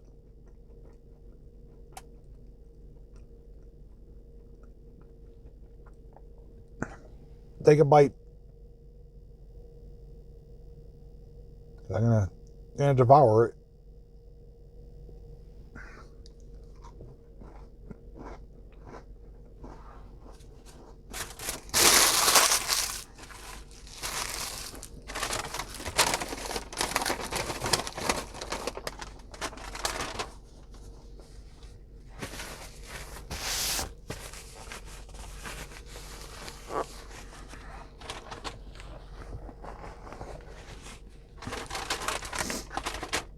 I'm talking about all you guys making a mess of my car. I've got myself covered in crumbs. That was a good hoagie. I haven't had Subway. Last time I had Subway is when I did the review on their sliders. That was before Christmas. So, that was good.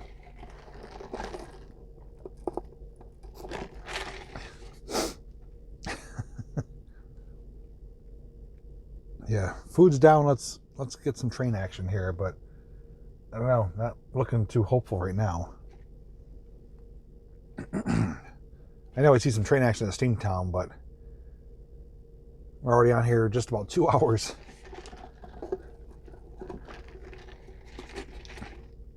I think I should take you guys through the car wash, live stream me cleaning the car.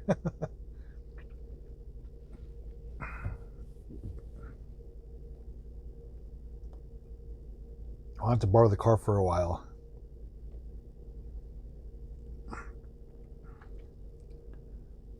Iris, I've heard that many times. Oh yeah, I'll come help you. Then when you want to do it, they're nowhere to be found. Not answering the phone, not returning texts. I'm a person who believes actions speak louder than words. So unless you can back up your talk, it means very little.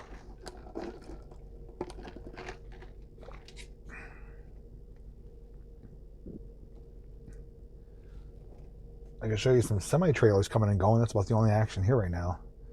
Not as exciting as Rich Discovery's train station, unfortunately, but I swear, when I'm home, I can hear trains almost non-stop. When I come here, it's like they're all playing hide and seek.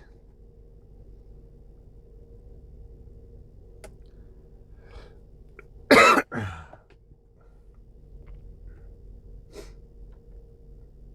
know they're using the crane further down, like an overhead portable gantry crane, to load the trailers onto the train cars or unload them, whatever they're doing. But I don't see any trains coming through, though. Jessica, what part of Pennsylvania are you coming to? And when are you coming to Pennsylvania?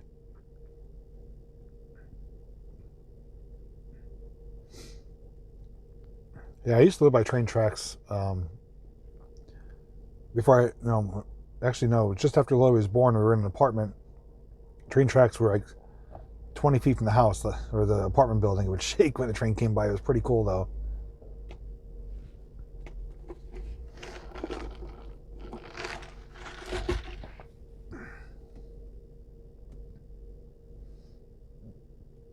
Desi needs a good cleaning.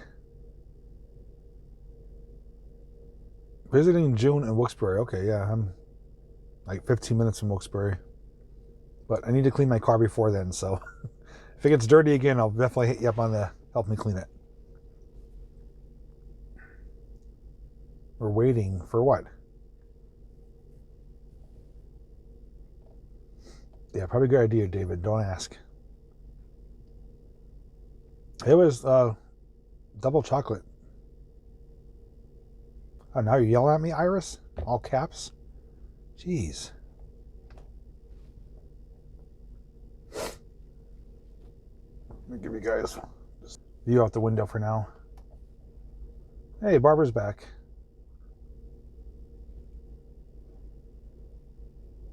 It's a big heavy-duty high railer, it's called. It's got the train wheels on front.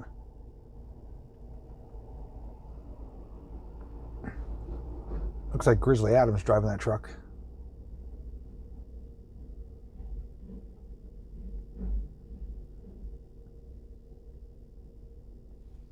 Yeah, Barb, you just missed lunch. I had Subway, had 2 cookies. It was really good.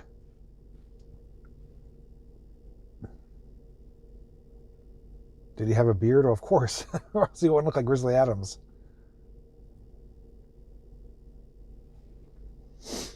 Well, I guess I'll stick here for until 1:15. That's about 8 minutes away. If nothing is coming, probably gonna wrap things up here.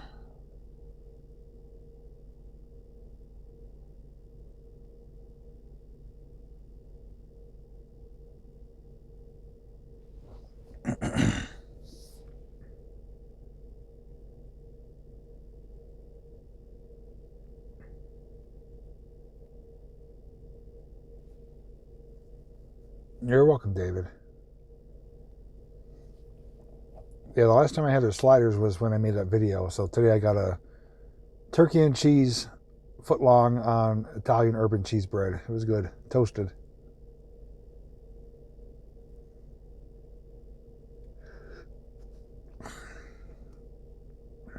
They don't have the train schedule listed At least I couldn't find it. I usually listen to the scanner app, and based on the communications, I can usually find out if they're coming through or not, but I can't listen to that app while I'm streaming, so.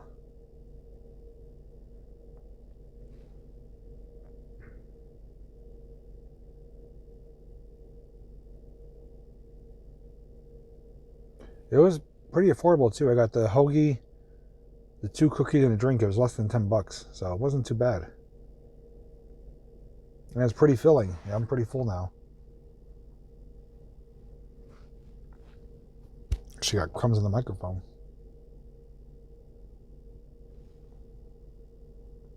I know what's going to happen too when I pull out of here. By the time I get home, I'll hear a train coming through. It always happens.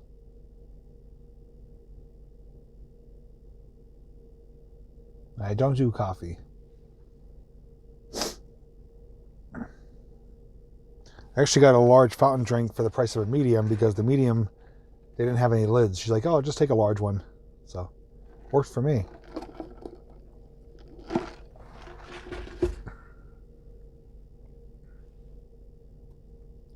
Three tracks, yeah. Splits off to about probably 6 or 7 tracks when you get deeper into the yard.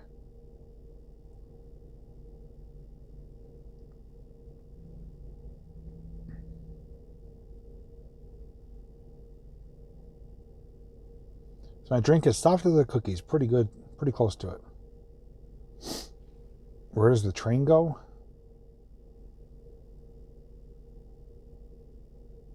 Or depending on which train it is, some of them go south, some go north. There's local trains that deliver to nearby businesses, and there's the long hauler freighters that go to different states. No, this is Norfolk Southern right here.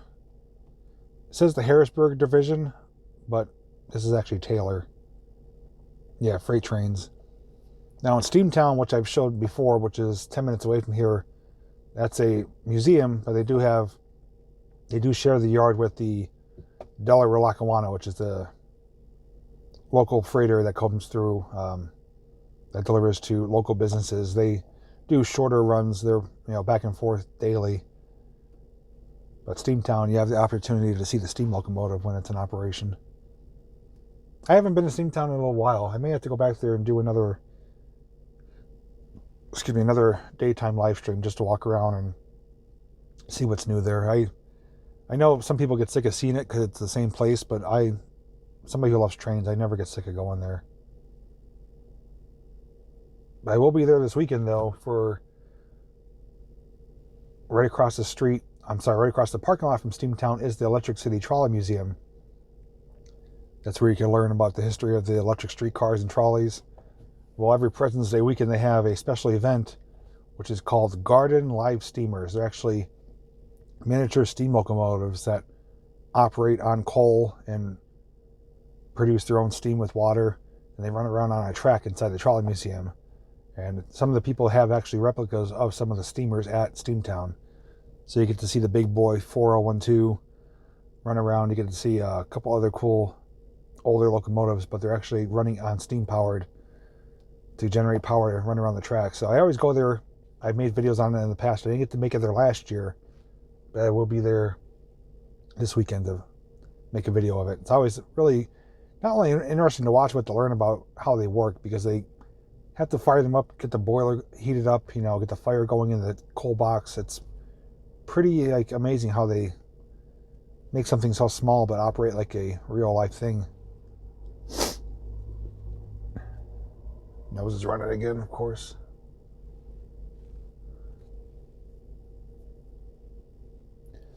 Did I go to the one in Bryson City right by the depot? No, I haven't. Happening with the meetup May 15th to May 17th. That's Sparky's meetup event, Strasburg, Pennsylvania. I will be there for that event Friday, Saturday, Sunday, staying in my very own caboose, and I'll be making an event video for that. But I just filmed my video for my first meetup event coming up March 28th, which is just over a month away. That's me down in Carlisle, Pennsylvania. So That event video will be coming out probably next week with all the details. And I'm creating a Facebook event page too, where you could mark yourself as attending or not. So I'll have that video up soon, and I'll be making the video for Sparky's and my other 2 meetup events, one in April and 3 meetup events, one in April and hang on, March. 4 events total. I'm doing 3 of them. Sparky's doing 1. So I got one in March 28th, one in April, and one the end of May down in Baltimore.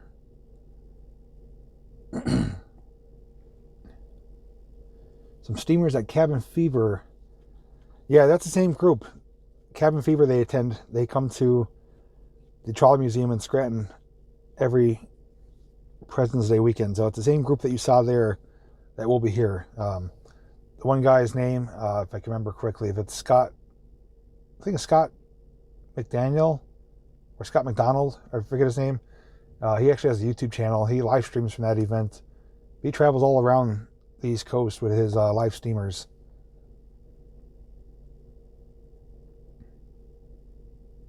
Looking forward to watching after you're done stocking. Well, you don't forget anything, Iris.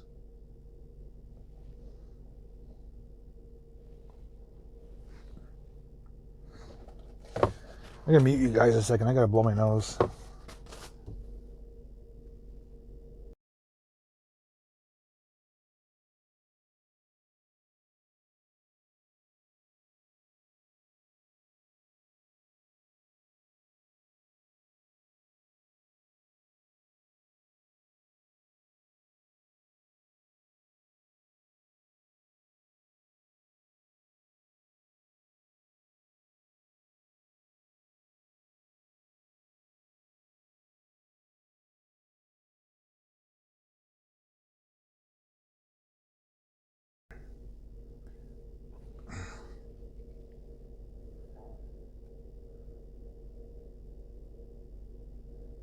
All right, Adam, have a good one. I'll talk to you later.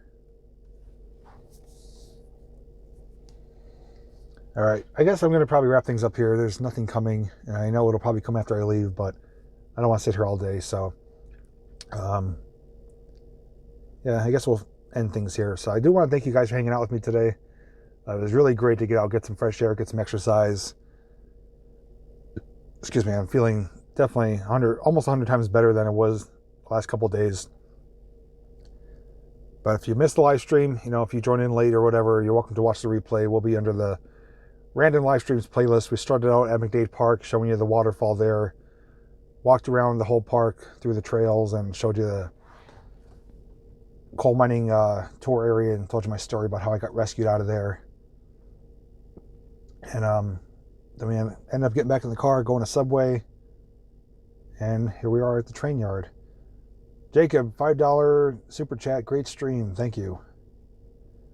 But otherwise, I just want to thank you for hanging out. It definitely made it a fun time. Passed the time really quickly. And don't forget, tonight, 8 p.m. will be my premiere video of another abandoned location, which will be right next door to the one that I featured on Monday. So if you watched Monday's video, you would have seen it in that video right next door to that one. And it'll be enjoyable to hang out with you guys again too. So after that, like I said, tomorrow we may or may not go live with Mr. Adam Tereska joining me from the abandoned Kirby Park Zoo ruins, depending on weather. If it is raining, unfortunately we won't be able to do it. It'll have to get postponed to next week, but we'll see what happens with the weather. Cross your fingers it stays dry tomorrow. But yeah, keep checking just to make sure there's no trains coming. So all right guys, thanks so much for watching, and until next time, I'll see you in the next video.